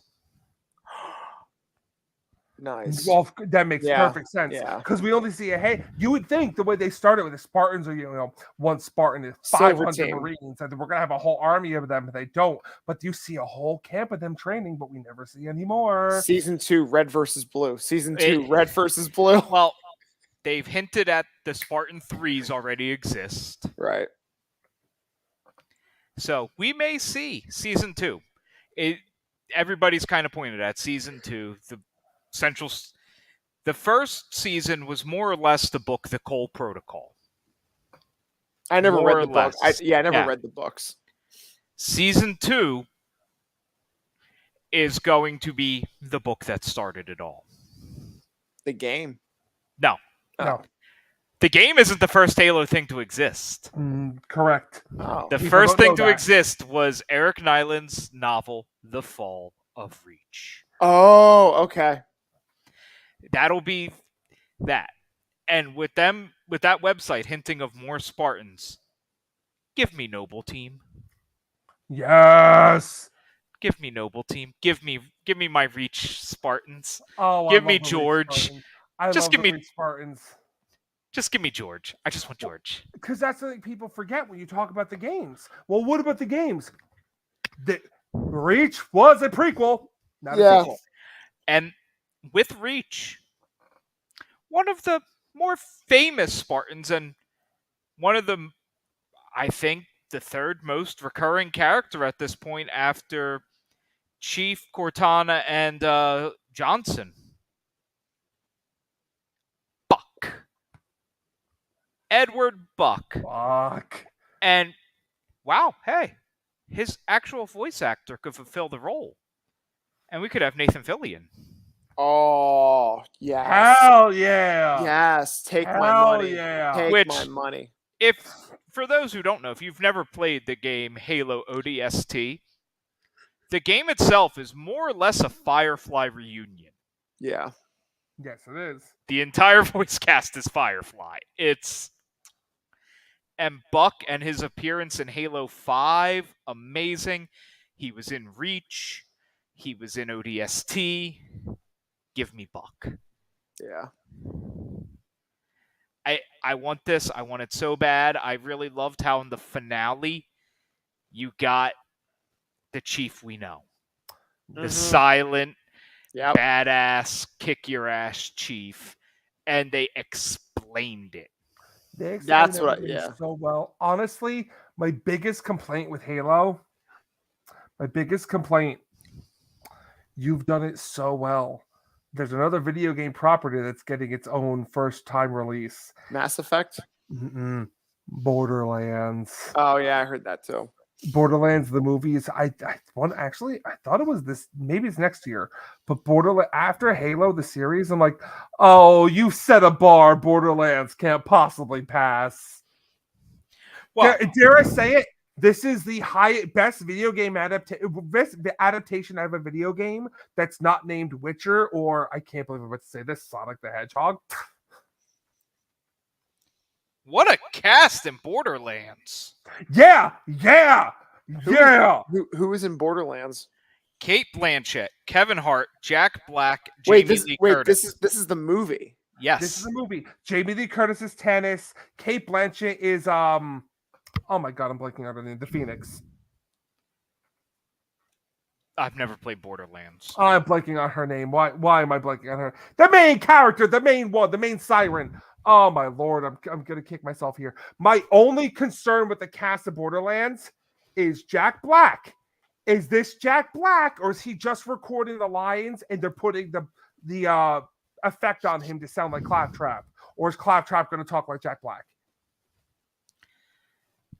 I think it'll be. He's the when it comes to Borderlands, Claptrap is your de facto mascot. Yeah. I was going to say, I think they will put the voice filter on. Lilith. That's it. Eli Roth is directing. Yes. Wow. But also with Halo, you have 10 years of development Right. and the guiding eye of Spielberg. Yeah. If you're going to have someone as an executive producer, that's That's the guy you want. it's so well done, and I want more. I'm going to go rewatch it soon. Yeah, I might have to start from the beginning just so I can binge it again, because this whole 1 week episode, I'm like, I kind of forgot what happened the week prior. Even though they have a recap, I'm like, I just want to binge these now. So I would finish watching the episodes, and then I'd go online. I'd go to my Halo tubers and watch their recaps and Easter eggs, because I'm terrible at finding everything. And then I stopped watching the ones who were just angry that it wasn't the games. Yeah. A friend of mine's like that. He's like, I stopped watching Halo. It's not based off the game. I'm like, dude, what? It's Yes, it is. Yes, it is based off the game. It's just games are meant to be played, not watched. The same Right. way movies are meant to be watched and not played. Yep. They all don't transfer over. That's why it's amazing to me that some of the best video game adaptations, again, in Halo and Witcher, you can argue are based more off the books. Speaking of movies, while we are at Universal, my wife, I was shocked because normally she likes to fall asleep in movie theaters. Not to mention this was the last screening because the park's closed. She's like, let's go see Top Gun at 10:30 at night. How was it? Awesome. I haven't heard a bad thing about it. This film if you enjoyed the old one, you will enjoy this one. If you've never seen the first one, it's okay. They tell you the story in the first one in this movie. I mean, That super complicated story. the basics. It's all about Goose. It's Ah. the Goose story. Yes. Still, not that complicated. Right. Talk to me, Goose. Well, Miles Teller plays his son Rooster. Awesome job. He did a pretty good rendition of Great Balls of Fire. He did. And I mean, like, even the Top Guns of the school, John Hamm makes an appearance. Val Kilmer's in the movie as Ice. Yeah. For like, Iceman. Well, he's a little different than his last appearance as Iceman. what they did. I'm just meaning he's older. He's not in shape. Well, he also had lung cancer too. I know. So it's interesting how they did it. So it started off with text messaging that Maverick would be texting Iceman. Then there was the scene, and he only had like 5 words to say in the scene, because that's all. And this was before he actually had the surgery for his throat cancer, because this film was shot like 3 or 4 years ago. Shot forever ago. Yeah. So he makes his little cameo. He's the admiral at one. It's throwbacks, all throwbacks. The original film. It was just it was so good. My wife enjoyed it. She was awake the entire time, didn't fall asleep. She had a giant cherry Coke. Our seats reclined. So that was the other thing. I'm like, how are we not going to fall asleep during this movie theater with reclining seats at 10:30 at night? Easily. If it's captivating, you won't fall asleep. True. If it's still playing when I get back, I know exactly where I'm going to go see it. We're at. I'm going to Udvar-Hazy Air and Space Museum IMAX. Ooh. See, I'm torn. I don't know which movie I want to see. There's 2 in theaters right now that I want to see. What else is in theaters? Oh, come on. Everyone knows I want to see Bob's Burgers movie. Nah, I could probably pass on that. I love Bob's Burgers. I never got into Bob's Burgers. Love Bob's Burgers. Underrated. Now- Frankly, you will watch it. Season 5, episode 1. Now, if you give me a Rick and Morty movie, I might see I'd that. be here for a Rick and Morty movie, but trust me on this. Go on, find Bob's Burgers, season 5, episode 1. Work hard or die trying, girl. Oh, I am God. Gene Belcher. He creates a musical of Die Hard. I am Gene Belcher. You're welcome. Oh, Could a God. Rick and Morty movie be too much Rick and Morty? No. No. Rick and Morty would never succeed as a movie. Oh, the only way they could do a movie is if they end the series with one.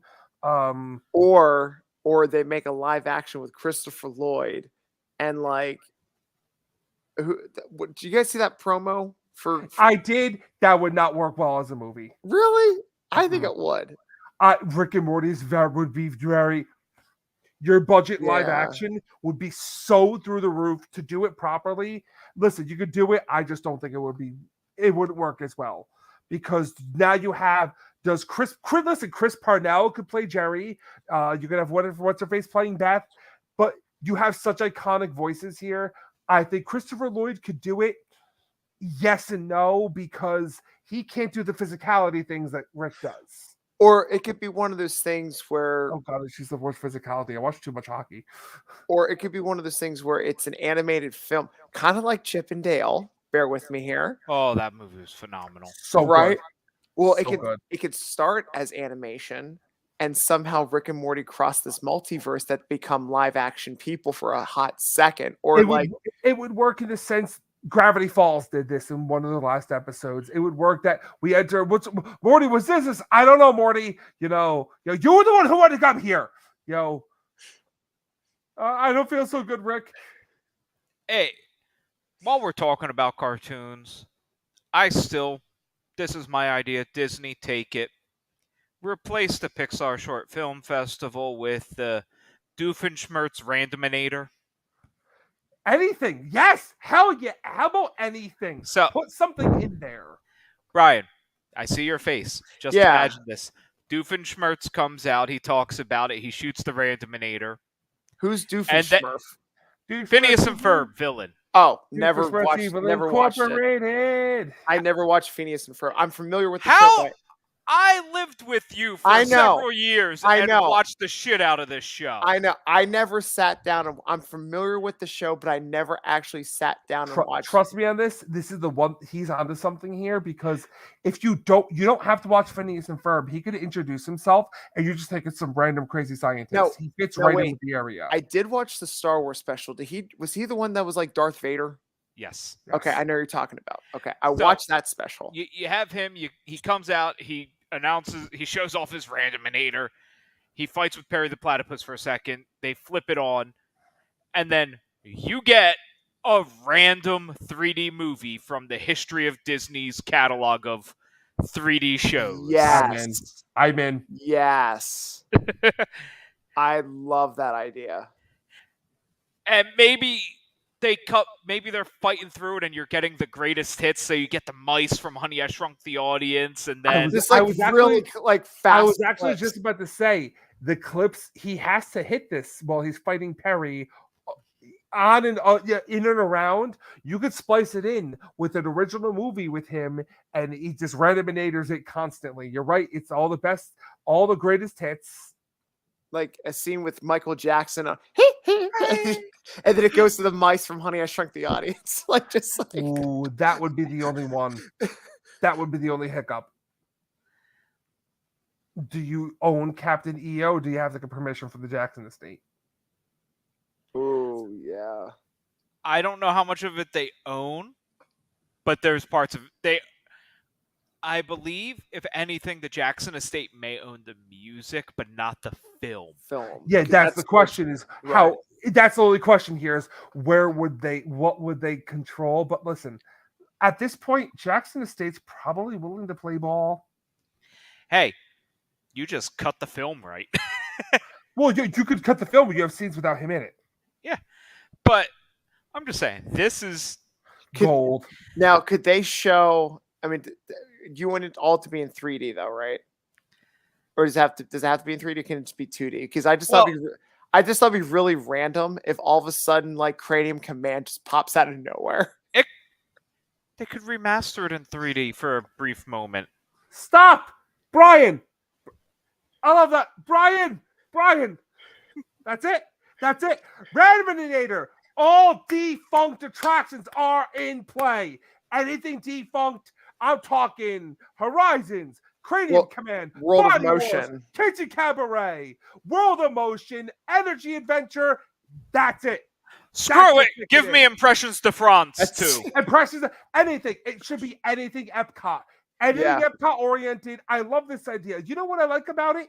It's something that's different than. I hate the Pixar shorts. You have a space you are not utilizing, and Now- you could do, this would be easy to do. Now, what short? Because we didn't watch it, but what shorts do they have in there? Is it all Pixar shorts, or is it like a special? It's like one Mickey Mouse short on a train, and then it's two other Pixar shorts you've seen. Oh, okay. You've seen them. It might be La Luna, or I forget what the three are. Oh, it's You just have like seen the other shorts. okay. It's one Mickey short on a train, and I forget the other two. But they're Gotcha. generic Pixar shorts you have seen. You just need to utilize the space better. And Yeah. what better way? Both of you are onto something here. You use Doofenshmirtz with the Randominator. It randomly puts up older attractions, redo things, remake them you want to make it all animated. Do whatever you want, but you're both onto something here. I think there's a good attraction in here. Which Use it. we could get the best crossover in history. We could get Dan Povenmire working with Kevin Perjurer from Defunct Land, and we could just have the greatest attraction ever made. Yeah. Listen, and you can even have it here. Doofenshmirtz and Shigo have to team up against Perry and Kim Possible. Oh my God. Yeah. You got to give me a second, because apparently I now have to make a TikTok to Dan Povenmire about this. Because this man responds to basically every TikTok directed at him. And if you don't follow Dan Povenmire, you need to. I don't Yeah. TikTok.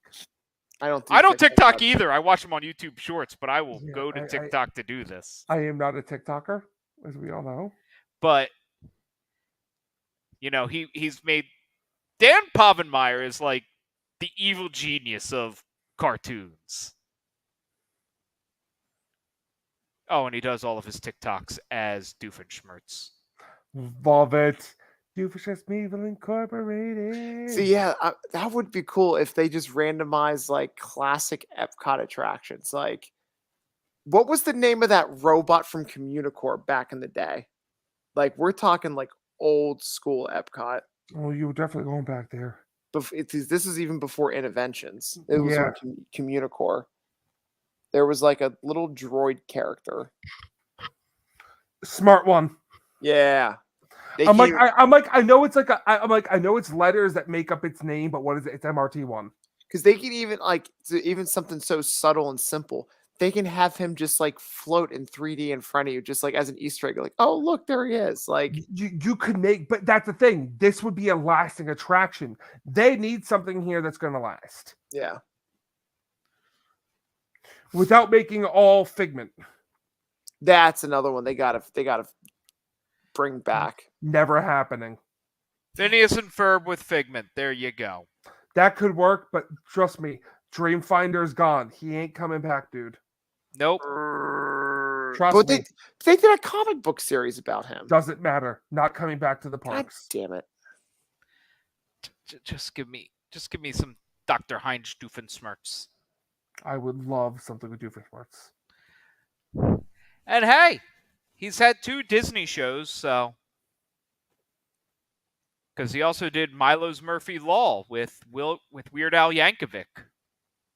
That's another movie I'm looking forward to seeing with Daniel Radcliffe as Weird Al. Do you guys see the trailer? I have not seen the trailer. Dude, I have not seen the trailer. he does all the singing. He sounds just like Weird Al. And it's kind of creepy to see Harry Potter with with a fro and a mustache and glasses, but he looks like Weird Al. I will hold judgment there. Having seen Daniel Radcliffe sing before in my life, yeah, I'm good. Great dancer. Great dancer. The singing. I'm not a good fan of the singing. I happen to see him in How to Succeed. Oh, Not really trying. Dancing was on point. His singing left something to be desired. but that was also like his first Broadway. I know it was not. It was his first Broadway musical. Don't even try. I've seen him 3 times on Broadway. Better in Equus. Dipped because of the singing. Good acting. Good dancing. Not a great singer. And Cripple of Inishmed was his best work. I'm biased because that's one of my favorite playwrights. Which, if you are in the New York City area, go see Hangman while it's still running. If you like 3 Billboards Outside Ebbing, Missouri, or in Bruges, he does it. His plays are plays, his movies are movies. Can you hear me? We can hear you. Okay, well, whatever. You don't need to see me. It, It's fine. His plays are plays, his movies are movies. But Martin McDonough, his Hangman is a fantastic play. Definitely not his best, but definitely worth checking out if you're in the New York City area. sounds good. But Considering it's not long for this world. I do want to cut you off there and say we've been talking for 3 hours. Yes, Yeah. we have. I am solo dadding it for the next couple days, so Oh, where's the missus? Where's she gonna she be? is getting ready to be the maid of honor at my friend's wedding up in PA. Aw. Who's getting married? My friend Renee, you don't know her. Oh, I didn't know if she went to Kutztown or not. All right. No, she's a Penn State girl. Ah. Sorry, I am against some colleges in Pennsylvania. I am only really for the national rugby champions at Kutztown University. Yeah. KU! It's the only thing we have going No, for us. I know. It's Only true. thing KU's ever been good at rugby, baby. Rugby. Hey, rugby and Mr. Warburton. Yes. But on that incredible note, we're the Diz Idiots. We're the idiots so you don't have to be. That talking head is Bruce. That actual live action head is Brian. Hello. I'm still Dozer. We are And, less than 100 days of Horror Nights! You're welcome. And next week, we had a good topic. Oh, top 7 things Disney influencers have ruined about Disney. Didn't we already talk about that? Not No. influencers. No, this would be a new one. I We've talked mentioned about it pet as an peeves. idea in the chat. Yeah, we've talked pet peeves. Oh, Dozer's gone and we're still live. Uh-oh. What was the one thing though about like people saying like, "Oh, you should do this, you should do that." This is like your Disney. No, must-do. that was like do's and don'ts. We didn't do. Oh, I'm back. We did not discuss influencers specifically have ruined. Okay. Like the Purple Wall or Dole Whip or stuff like that, where they have just. We all did that. We all ruined Dole Whip, unfortunately. Yep. But until next time, peace.